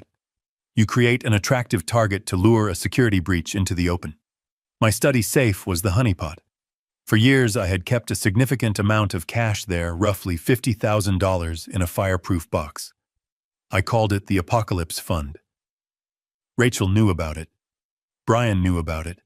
He had eyed that safe 100 times, his gaze lingering on the dial whenever he came in to ask for a loan. He thought it was his emergency piggy bank. He did not know that I had emptied it 3 weeks ago, leaving behind only a single white envelope. I watched the infrared feed. The door to the study creaked open. A beam of light from a heavy flashlight cut through the darkness. It was Brian. He was wearing black clothes like a cartoon burglar. He was sweating profusely. The lack of air conditioning combined with the crushing weight of his own failures had reduced him to a trembling mess. He closed the door behind him and locked it. He did not want Rachel to see this. This was his private crime. He moved to the large oil painting of the clipper ship hanging behind my desk. He took it down with clumsy, shaking hands and set it on the floor. There it was. The wall safe. It was an older model, a heavy steel box installed in the 80s. It looked formidable, but I knew a secret. The locking mechanism was worn. If you applied enough torque to the handle while hitting the side with a rubber mallet, the tumblers would slip. It was a flaw I had never fixed because I lived with family. I thought I was safe. Brian did not have the combination. I had changed it the day I left. He tried a few numbers, likely my birthday or Rachel's birthday. The dial spun uselessly. He cursed softly. He leaned his forehead against the cold steel. He was desperate. He needed cash to flee. He needed cash to pay off the dangerous people he owed. He reached into his pocket and pulled out a large flathead screwdriver and a small crowbar he must have taken from the garage. He jammed the screwdriver into the seam of the door. He began to pry. I took a sip of water. I watched him struggle. While he grunted and strained, I thought about the $200,000. That was the number. $200,000 missing from my self-directed IRA account over the last 18 months. I had noticed the discrepancy a year ago. Small wire transfers to a shell company called Future Tech Solutions LLC, 5,000 here, 1,000, 10,000 there. It was sloppy. It was arrogant. I had traced the LLC registration. It was registered to Brian's college roommate. I had the bank records. I had the IP addresses. I had everything. I could have confronted him then. I could have called the police immediately. But I waited. I wanted to see how far he would go. I wanted to see if he would stop. He did not stop. He drained it. He stole my security to fund his fantasies and his mistresses. He stole the money I had set aside for his own son's future. On the screen, Brian was losing control. He was putting his entire body weight onto the crowbar. The drywall around the safe began to crack. He did not care about the damage. He was an animal trying to get to the meat. With a loud metallic pop, the locking bolt sheared. The heavy steel door swung open. Brian dropped the tools. He let out a sob of relief. He reached into the dark cavity of the safe. His hands were shaking so badly, the flashlight beam was dancing on the walls. He expected stacks of $100 bills. He expected salvation. He pulled his hand out. It held a single thin white envelope. He froze. He shined the light inside the safe again. Empty. Nothing but dust. He felt around the back, hoping for a hidden compartment. There was nothing. He looked at the envelope. It had his name written on it in my handwriting. Brian. He tore it open. He pulled out the single sheet of paper. I knew exactly what it said because I had typed it on my vintage typewriter 2 weeks ago. I know about Future Tech Solutions, LLC. I know about the $200,000 you wired from the IRA. I have the bank records. I have the IP logs. I have the affidavit from your roommate. The FBI has been notified of wire fraud and elder financial abuse. They are just waiting for my final call. Put the crowbar down, Brian. It is over. I watched him read it. I saw his eyes scan the lines. I saw the exact moment the words registered in his brain. His knees gave out. He did not sit down, he collapsed. He slid down the wall until he hit the floor. The paper fell from his hand. He looked at the camera. He knew I was watching. He knew the infrared eye in the corner was recording his felony break and recording his face reading the indictment. He started to cry. It was not a dignified cry. It was the weeping of a man who realizes he has walked off a cliff. He curled into a ball on the floor of my study, surrounded by the ruin of his own making. He had thought I was a foolish old man, a resource to be mined. He did not know that I audit everything. He did not know that while he was playing poker, I was tracking every penny. He was not just broke now. He was a felon. And he was trapped in a dark house with the evidence of his guilt staring him in the face. I closed the iPad cover. The satisfaction was cold and heavy like a stone. I did not feel happy. I felt vindicated. There is a difference. Happiness is warm. Vindication is ice. I stood up and walked to the window. The city lights were still bright. Tomorrow was the gala. Rachel was still planning her party. She did not know that her husband was currently fetal on the floor of her father's study, destroying his life. She did not know that the house she was planning to show off was about to be taken away. The pieces were all in place. The trap was sprung. Brian was neutralized. Now it was just Rachel. And Mr. Henderson was coming in the morning. I went to the bedroom to get a few hours of sleep. I needed to be rested. The finale was going to be spectacular. It was 6:00 on Tuesday evening, and the silence of my exclusive neighborhood was being murdered by the industrial roar of a diesel generator. I sat on my hotel balcony watching the live feed on my tablet. The machine sat in the middle of the manicured front lawn, like a rusting beast vibrating and spewing black smoke into the humid air. Rachel had rented it that morning. I saw the delivery truck arrive. She had paid in cash, likely pawning some of the jewelry I had given her mother to cover the rental deposit and the catering. This was the gala. This was the event that was supposed to launch her lifestyle brand, a vague business concept that seemed to involve selling candles and overpriced yoga mats to people with more money than sense. She had invited 50 of the most influential people in Greenwich. She needed investors. She needed validation. But most of all, she needed a cash injection to keep the illusion of her life afloat. The house looked ridiculous. Thick orange extension cords snaked through the front door, and open windows feeding power to a few standing lamps and a portable sound system. The central air conditioning remained dead. The temperature inside was 85 degrees. Rachel had placed electric fans in the corners, but they were just pushing hot air around. I watched the guests arrive. Luxury cars lined the driveway. Women in cocktail dresses and men in linen suits stepped out, wrinkling their noses at the smell of diesel fumes. They looked at the generator. They looked at the dark windows of the upper floors.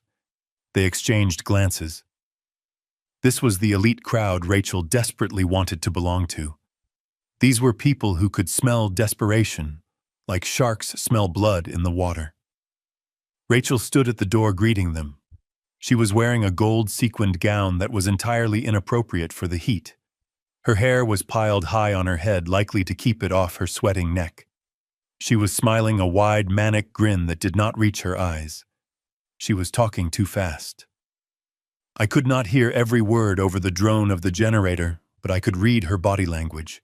She was frantic. I switched to the interior camera in the living room. The furniture had been pushed back. Waiters hired from a discount agency were passing around trays of appetizers that looked suspiciously like they came from the frozen food aisle of Costco. The guests were fanning themselves with cocktail napkins. The humidity was already making hair frizz and makeup run. I zoomed in on a conversation near the fireplace. A woman with a pearl necklace leaned in to ask Rachel a question.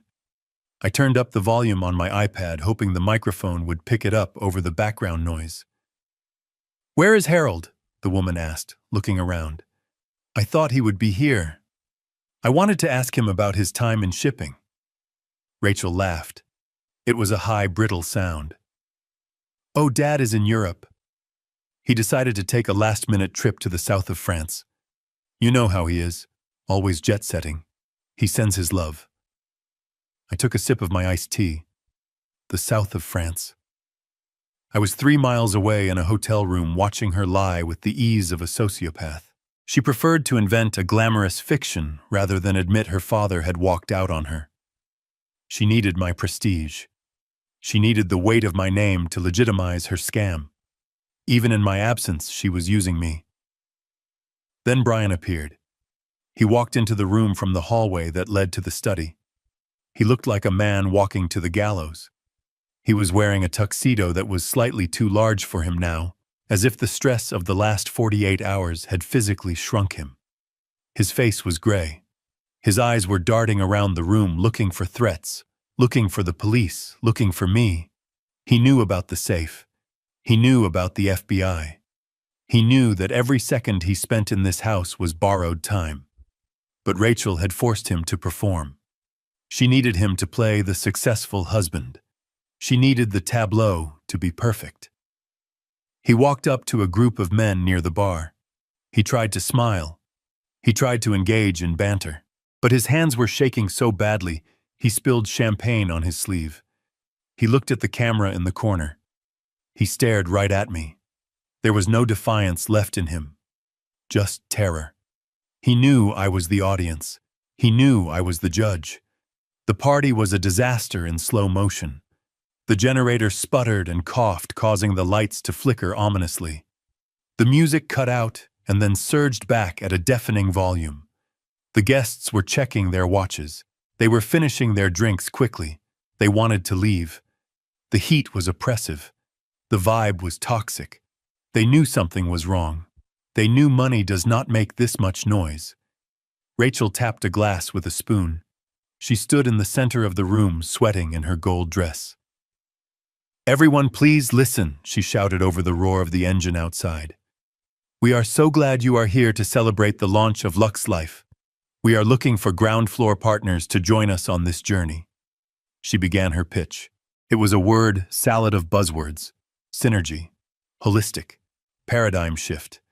She was asking for money. She was begging for a lifeline. She looked around the room, searching for a checkbook, searching for a savior. She did not know that her time was already up. I looked away from the screen and out the window. Down on the street far below, I saw the flashing lights. Not one car, not two. A convoy. 4 police cruisers and 2 black SUVs were moving silently through traffic, heading north toward the hills. Heading toward my house. Mr. Henderson was punctual. He was a man of his word. I had signed the papers electronically, an hour ago. The deed was transferred. The eviction notice was filed. The grace period was 0. I looked back at the screen. Rachel was raising a glass for a toast. To family, she said, and to the future. The future was pulling into the driveway. The blue lights washed over the front lawn, illuminating the generator in harsh strobes. The guests near the window turned to look. The chatter stopped. The music seemed to fade away. Rachel lowered her glass. She followed their gaze. She saw the police. She saw the man in the dark suit getting out of the lead car. She probably thought they were there for the noise complaint. She probably thought she could talk her way out of it. She did not know that the party was over. She did not know that the landlord had arrived. I set my tea down. I leaned forward. This was the payoff. This was the moment the ledger balanced. I watched as the front door opened. The heat of the night rushed in, and with it came the cold, hard truth. The front door of the mansion swung open not by the hand of a welcoming host, but by the firm push of a uniformed sheriff's deputy. The heavy oak slammed against the interior wall with a sound that cut through the drone of the generator outside like a gunshot. On my screen, the effect was instantaneous. The 50 guests in the living room froze. The woman who had been asking about my shipping career dropped her fork. It clattered against a china plate, a tiny sound of domestic violence in a room held breathlessly still. Rachel stopped mid-toast. Her arm was still raised, the cheap champagne bubbling in the glass. She looked at the door. She blinked rapidly, as if trying to clear a smudge from her vision. She saw the sheriff. She saw 2 deputies behind him. And then she saw the man in the charcoal suit stepping through the police line. It was Mr. Henderson. He looked exactly as a man who owns $300 million in real estate should look. Bored, efficient, and utterly devoid of empathy. He carried a black leather folio in his left hand. Behind him, a team of 6 men in gray coveralls waited on the porch. They wore gloves. They carried packing crates. They were the cleanup crew. Rachel lowered her glass. She forced a smile onto her face, a rictus of terror and denial. She walked toward the sheriff, her gold sequins shimmering under the harsh work lights she had set up. "Officer," she said, her voice shrill, "thank goodness you are here. The neighbors have been harassing us about the noise. We have a permit for the generator. My husband was just about to turn it off." The sheriff did not smile. He did not take off his hat. He looked at Rachel with the weary expression of a man who has seen every variation of delusion the county has to offer. "Mrs. Anderson," he said, "we are not here for a noise complaint. We are here to effectuate a transfer of property possession and to assist in a civil eviction." Rachel laughed. It was a wet, choking sound.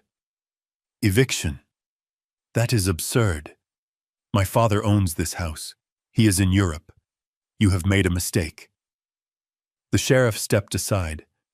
Mr. Henderson stepped forward. He placed his folio on the entryway table, sweeping aside a vase of wilting flowers Rachel had placed there. He opened the file. The sound of the crisp paper turning was amplified by the sudden silence of the room.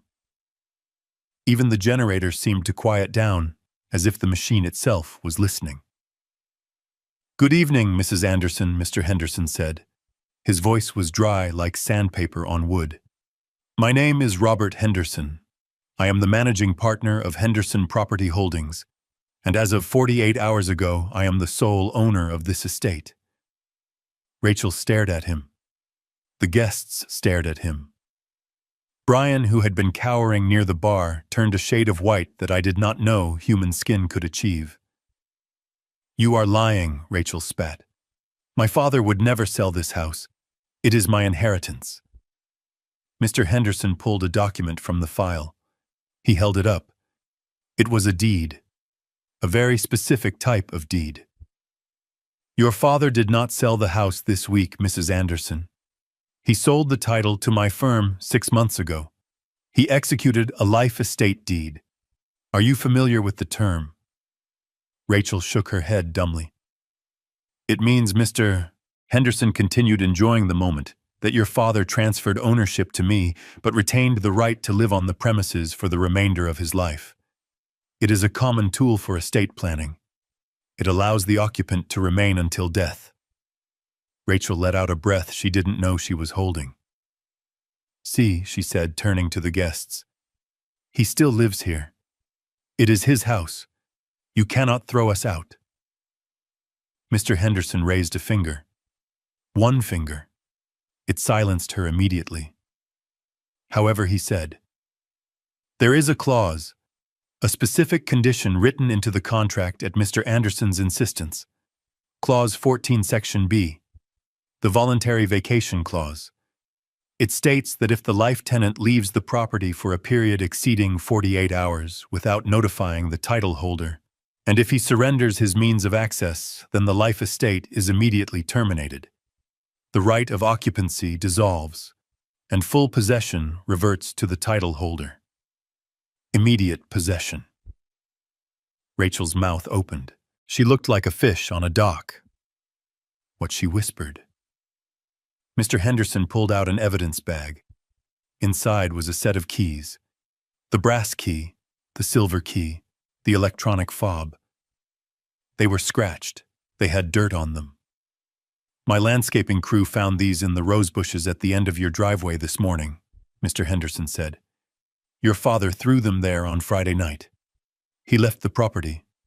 He has been gone for 96 hours. He did not notify me. Therefore, he has triggered the clause.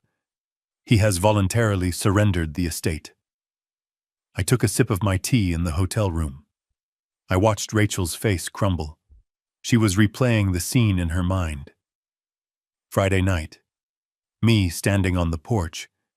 The arc of the keys flying through the air. Her screaming at me to pick them up. She had watched me do it. She had watched me sign her eviction notice, and she had thought I was just having a tantrum. But Dad is coming back, Rachel shrieked. He is just on a trip. This is a mistake. You cannot do this. He is not coming back, Mr. Henderson said coldly. I spoke with his attorney, Mr. Ross, an hour ago. Mr. Anderson has confirmed his intent to vacate. He has no desire to live here anymore. And since you are guests of the life tenant and the life tenancy has expired, you are now trespassers. He gestured to the sheriff. Sheriff, if you please. The sheriff stepped forward. His hand rested on his belt. Folks, the party is over, he announced to the room. This property is now under the control of Henderson Holdings. Everyone who does not reside here needs to leave immediately. Residents, you have 30 minutes to gather personal essentials, clothes and medication only. Furniture, electronics, and valuables stay until ownership can be verified. Chaos erupted. It was beautiful. The socialites of Greenwich do not handle police raids well. There was a scramble for purses, a rush for the door. Women were tripping over their high heels. Men were shouting for valets who weren't there. Wait, Rachel screamed, grabbing the arm of a potential investor. Do not go. This is a legal mix-up. We will sort this out. The investor pulled his arm away as if she were contagious. Do not touch me, he hissed. You said your father was in France. You said you owned the company. You are a fraud. He stormed out. The room was emptying fast. The dream of the gala was dying on the floor, trampled by expensive shoes. Mr. Henderson snapped his fingers. The 6 men in gray coveralls marched into the house. They moved with military precision. 2 of them went to the television. 2 of them went to the paintings on the wall. They were not moving them. They were tagging them. They were putting stickers on everything that was now considered an asset of the property owner. Rachel ran to Mr. Henderson. She grabbed his lapel. You cannot do this, she sobbed. This is my home. My son lives here. My clothes are here, Mr. Henderson peeled her fingers off his suit. He dusted off the fabric. This is not your home, Mrs. Anderson. It never was. You were a guest, and you have overstayed. You have 30 minutes. If you are not out, the sheriff will arrest you for criminal trespass." He looked at his watch. 29 minutes. Then I saw Brian. He had not moved from the bar. He was watching the scene unfold with a strange detachment. He saw the police. He saw the movers. He saw his wife screaming. But his eyes were focused on something else. He was looking at the front door, waiting for something. He did not have to wait long. Two men in windbreakers walked in behind the sheriff. They did not look like local police. They had earpieces. They had badges on their belts that were not stars. They were shields. FBI. Brian saw them. His legs gave out. He slumped against the bar, knocking over a tower of champagne glasses. The crash was deafening. The agents walked straight to him. They did not run. They did not shout.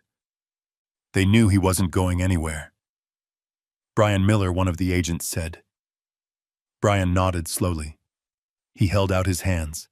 He did not even wait for the command. He wanted to be taken away. He wanted to be anywhere but in that house with his wife and her failure. They cuffed him. They led him out past Rachel, who was too busy screaming at a mover touching her vase to notice her husband was being arrested by the federal government. I watched it all. The screen of my iPad was a window into a hell I had constructed. The house was being stripped. The guests were fleeing. The family was being dismantled piece by piece. Rachel stood alone in the center of the living room. The generator outside finally ran out of fuel. It sputtered and died. The lights connected to the extension cords flickered and went out. The room plunged into darkness, illuminated only by the flashlights of the sheriff's deputies and the cold blue strobe of the police cruisers outside. Rachel looked around the dark, empty room. She looked at the camera. "Dad," she whispered into the blackness. "Dad, help me." I reached out and pressed the button on my screen. Connection terminated. I closed the app. The show was over. The curtain had fallen. I had my answer. They did not care when I was there. They only cared when I was gone. And now I was gone for good. The darkness in the living room was absolute, save for the harsh beams of the deputies' flashlights cutting through the gloom, like searchlights in a prison yard. Brian was gone, taken out the back door in handcuffs by federal agents, leaving a void where his pathetic arrogance used to be. Now the spotlight turned solely to Rachel. She stood in the center of the room, her gold-sequined dress catching the erratic light, making her look like a disco ball in a mausoleum. She was trembling not from the cold, but from a rage so pure it vibrated through the screen of my iPad. "This is illegal," she shrieked, her voice cracking under the strain. "You cannot throw me out. This is my house. My mother died in this house. It is my inheritance. It is my birthright. You are stealing from me." She lunged toward Mr. Henderson, her hands curled into claws. A deputy stepped in front of her, blocking her path with a solid wall of uniformed indifference. Rachel bounced off him, stumbling back in her high heels. Mr. Henderson did not flinch. He adjusted his glasses and opened the black folio again. He pulled out a single sheet of paper. It was not a deed this time. It was a letter. A letter I had written 3 years ago when Rachel first demanded I put her name on the title. Mrs. Anderson. Mr. Henderson said, his voice calm and dry, echoing in the silent room. "There is no inheritance to claim because there is no estate to inherit. This document is a revocable license of occupancy signed by your father. Do you remember this?" Rachel stared at the paper. Her eyes widened. "It states clearly," Henderson continued reading by the light of a deputy's torch, "that Rachel Anderson and her family are permitted to reside on the premises solely at the discretion of the owner, Harold Anderson. It specifies that no rent is charged, but in exchange the occupants agree that they hold no tenancy rights, no equity interest, and no claim to the title. It further states that this license can be revoked at any time without cause." He lowered the paper. "Your father did not just sell the house, Mrs. Anderson. He clarified your status years ago. You were never the owner. You were never the heir apparent. You were a charity case. A guest who was allowed to stay because of blood, not law. And tonight, the charity has ended. Rachel shook her head violently.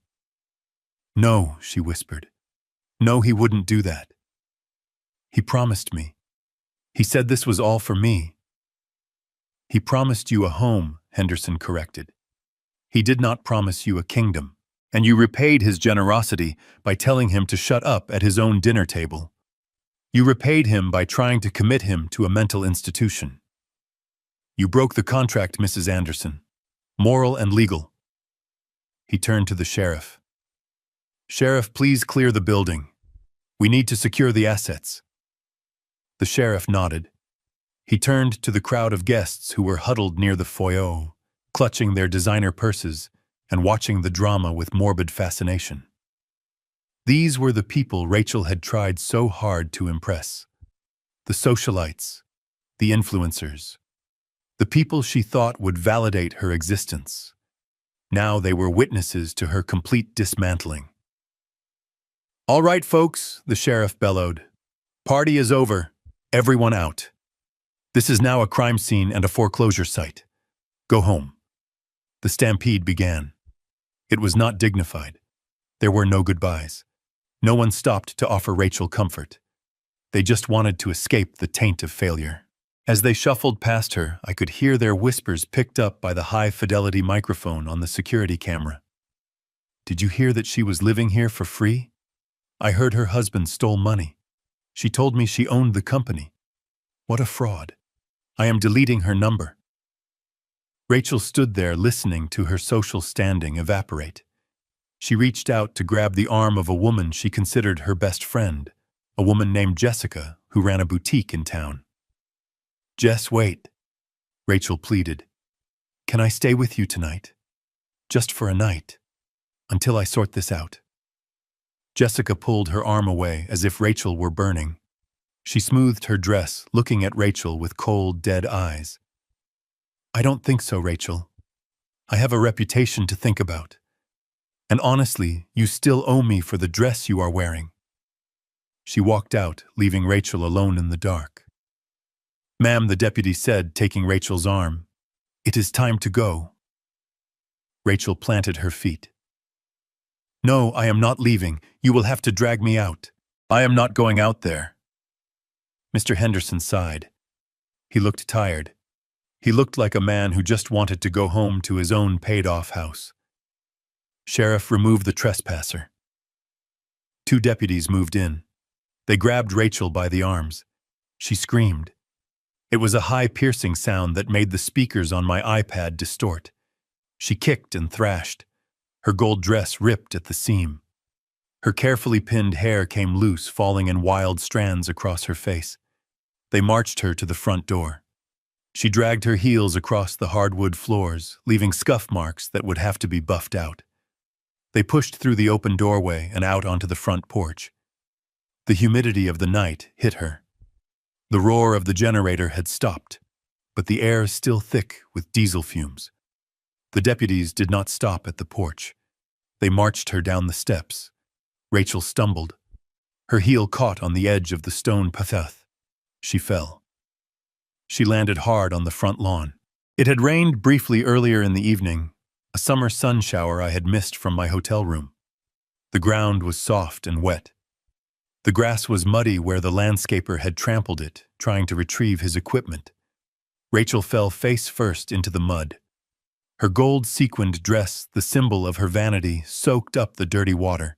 She tried to push herself up, but her hands slipped. She rolled over, sitting in the muck, her legs sprawled in front of her. She looked up at the house she thought was hers, the house where she had tormented me. Mr. Henderson stood in the doorway, backlit by the flashlight beam, like a guardian angel of eviction. "Do not come back," Mrs. Anderson, Henderson called out. "If you step foot on this property again, you will be arrested. Your personal effects will be boxed and left at the curb on Friday. I suggest you find a U-Haul." He closed the heavy oak door. The sound of the latch clicking shut was final. It was the period at the end of a very long sentence. Rachel sat in the mud. The police cruisers were pulling away, their job done. The guests were gone, their taillights fading down the street. She was alone. Truly alone. Covered in dirt in the dark, with no money, no husband, and no home. She looked at the security camera mounted above the garage. She knew I was there. She knew I was the architect of this moment.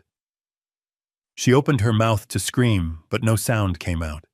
She just slumped forward, burying her face in her muddy hands, and wept. It was not a cry for help. It was the sound of a reality check cashing itself. I watched for a moment longer. Then I reached out and closed the app. The screen went black. The show was over. I had my life back. I had my dignity back. And somewhere in the dark, Rachel was finally learning the lesson I should have taught her 20 years ago. You cannot bite the hand that feeds you and expect it to keep serving you dinner. 3 days after the lights went out in the mansion, I sat at a table at the saltwater grill overlooking the Long Island Sound. The sun was setting, casting a warm orange glow over the water. I was eating a lobster roll and drinking a glass of iced tea. I felt different. The constant tightness in my chest, the low-level anxiety that had been my companion for a decade, was gone. I felt light. I felt young. I looked at my reflection in the silverware. The lines on my face seemed less deep. The shadows under my eyes had vanished. Freedom, it turns out, is the best anti-aging cream money can buy. I saw them walking up the pier before they saw me. They looked like refugees from a failed reality show.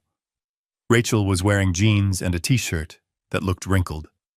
Her hair, usually sprayed into submission, was pulled back in a messy bun. She wore no makeup. Her face was puffy red and blotchy.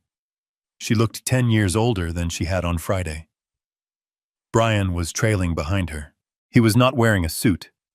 He was wearing sweatpants and a hoodie, even though it was 70 degrees. He walked with his head down. I noticed the bulge around his ankle under the fabric, an electronic monitoring bracelet. He was out on bail pending the federal indictment for wire fraud and embezzlement. His passport had been surrendered. His assets were frozen. He was a prisoner in his own skin. They stopped at my table. They did not ask to sit. They just collapsed into the empty chairs opposite me. The waiter approached, looking concerned, but I waved him away.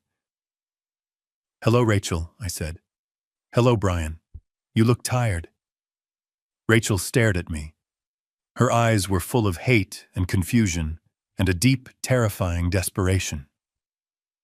"You ruined us," she whispered. Her voice was raspy. "We are homeless, Dad. We are staying at a Motel 6 by the highway. Justin won't speak to me. Brian is facing 20 years in prison. You ruined everything." I took a bite of my lobster roll. It was perfectly seasoned. "I did not ruin anything, Rachel," I said, chewing slowly. "I simply stopped fixing what you broke. There is a difference." "You called the FBI," Brian said. He did not look up from the table.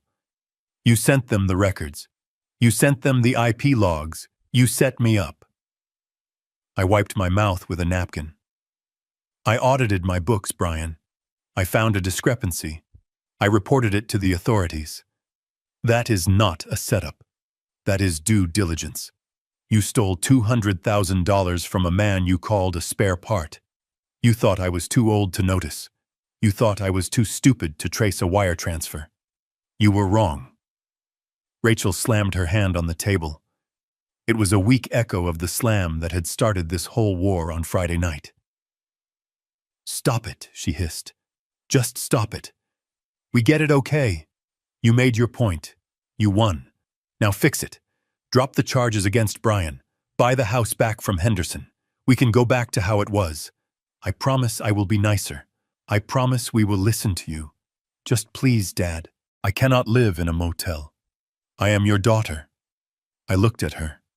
I looked deep into her eyes, searching for a shred of the little girl who used to hold my hand when we crossed the street. I searched for the young woman who cried when her goldfish died. I found nothing. All I saw was a calculator. All I saw was a woman who measured love in square footage and credit limits. I reached into my leather briefcase, which was sitting on the chair next to me. I pulled out a small black moleskin notebook. It was worn at the edges. I had carried it for 20 years. I slid it across the table. "What is this?" Rachel asked, looking at it like it was a poem. "Open it," I said. She opened the book. Her eyes scanned the pages, filled with my neat handwriting. Rows and columns of numbers, dates, amounts. "Page 1, I said. "The year you turned 18. Tuition, room and board, sorority dues, spring break trips, a new car because you didn't like the color of the used one I bought you. Total $250,000. She turned the page. Her hand trembled. "Page 10, I said. "The wedding, the dress, the venue, the open bar, the honeymoon in Bali, $85,000. She kept turning. "Page 20, I continued. "The house down payment, the monthly allowance disguised as consulting fees for Brian's fake companies, the credit card bills I paid quietly because I didn't want you to have bad credit, the private school for Justin, the landscaper, the pool boy, the groceries." I leaned forward. "Turn to the last page, Rachel." She turned to the end. There was a single number circled in red ink. $4,200,000. I tapped the table. "That is the total, Rachel. That is the cost of your love. That is the price of my silence for the last 20 years. $4.2 million. I have paid for every meal you ate, every dress you wore, every mistake you made." Rachel looked up. Tears were streaming down her face now, so what she sobbed. "You are rich. You can afford it. What is money to you?" "It is not about the money," I said softly. "It is about the return on investment. In business, when you pour capital into a venture, you expect growth. You expect profit. Or at least you expect gratitude." I looked at Brian. I looked at Rachel. I poured $4 million into this family, and the return was zero. The return was disrespect. The return was theft. The return was you telling me to shut up at my own table and plotting to put me in a cage. I closed the notebook. I took it back. "I do not owe you anything anymore, Rachel. The ledger is balanced. I consider that $4 million the severance package. I bought my freedom, and it was worth every penny." I stood up. I dropped a $100 bill on the table for the waiter. Brian looked up finally. His eyes were red. "Where are you going, Hal?" he asked. I adjusted my blazer. I checked my watch. "I have a flight to catch, Brian, and you have a court date. I suggest you save your energy for the judge." I turned and walked away. "Dad!" "Wait!" Rachel screamed. "Dad, please don't leave us! What are we going to do?" I did not stop. I did not slow down. I walked out of the restaurant and into the warm sea breeze. I heard her crying behind me, a loud, ugly sound that drew stares from the other diners. But for the first time in my life, her tears did not make me stop. They were just noise. And I was done with noise. A black town car was waiting for me at the curb. The driver opened the door. "To the airfield, Mr. Anderson?" he asked. "Yes, James," I said. "To the airfield." I got in. The car pulled away. I watched through the tinted rear window as Rachel ran out of the restaurant. She stood on the sidewalk watching the car disappear into traffic. She looked small. She looked lost. She looked like someone who had just realized that the bank of Dad was closed forever. 20 minutes later, The car pulled onto the tarmac of the private airfield. The Gulfstream G650 sat there gleaming white against the blue sky. It was a beautiful machine, a symbol of everything I had achieved and everything I had hidden. I walked up the stairs. The stewardess greeted me with a glass of champagne. "Welcome aboard, Mr. Anderson. Your guests are already seated." I walked into the cabin. Sitting in the plush leather seats were three men, Arthur, Samuel, and Walter. They were members of the investment club Rachel had mocked for years. She called them the Senile Squad. She did not know that together we controlled more capital than a small country. They were my friends. They were men who knew the value of loyalty. Hal Arthur said, raising his glass. "You made it." I smiled. A real, genuine smile. "I made it, Arthur. The baggage has been unloaded." I sat in the window seat. The engines whined to life, a low, powerful hum that vibrated through the floor. I opened the wood-paneled table in front of me. I laid out a large vintage map of the world. It was worn at the creases. Catherine and I had bought it 40 years ago. We used to trace routes with our fingers, dreaming of the places we would go when we retired. Before the cancer took her. Before the grief trapped me in that house. I placed my hand on the map. I traced the line across the Atlantic. "Where to first?" Hal Walter asked. I looked at the map. I looked at the spot Catherine had circled in red ink so many years ago. "Paris," I said. "We are going to Paris." The plane began to taxi. I looked out the window as the ground began to rush by. The hangars blurred. The trees became green streaks. And then, with a surge of power, we lifted off. I watched the ground fall away. I saw the highways. I saw the coastline. I saw the sprawling suburbs of Connecticut. Somewhere down there in that grid of tiny houses was a mansion with no lights. Somewhere down there was a woman sitting in the dark, realizing that she was alone. They say family is everything. They tell you that blood is thicker than water. They tell you that you must sacrifice yourself on the altar of your children's happiness. They are wrong. Respect is everything. Dignity is everything. Without respect, family is just a word. It is a biological accident. It is an empty noun that people use to manipulate you.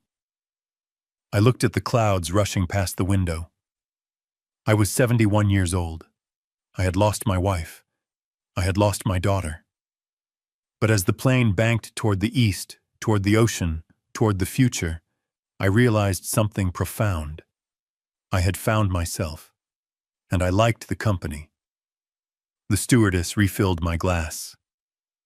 "To new beginnings, Mr. Anderson," she said. I raised the glass.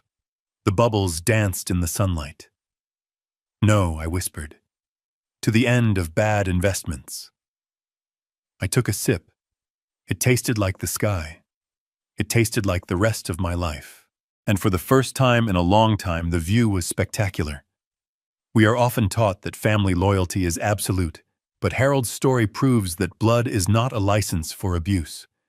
Generosity without boundaries isn't love. It is simply enabling toxicity. When you continuously fund disrespect, you aren't supporting your family. You are financing your own humiliation. Harold learned that the most expensive thing he ever paid for was the illusion of being needed. True peace only comes when you realize that your dignity is non-negotiable. Sometimes the greatest act of self-love is walking away from the people who only love you for what you can give them. If you believe Harold made the right decision to choose his dignity over his daughter, hit that like button and subscribe for more stories of justice served cold.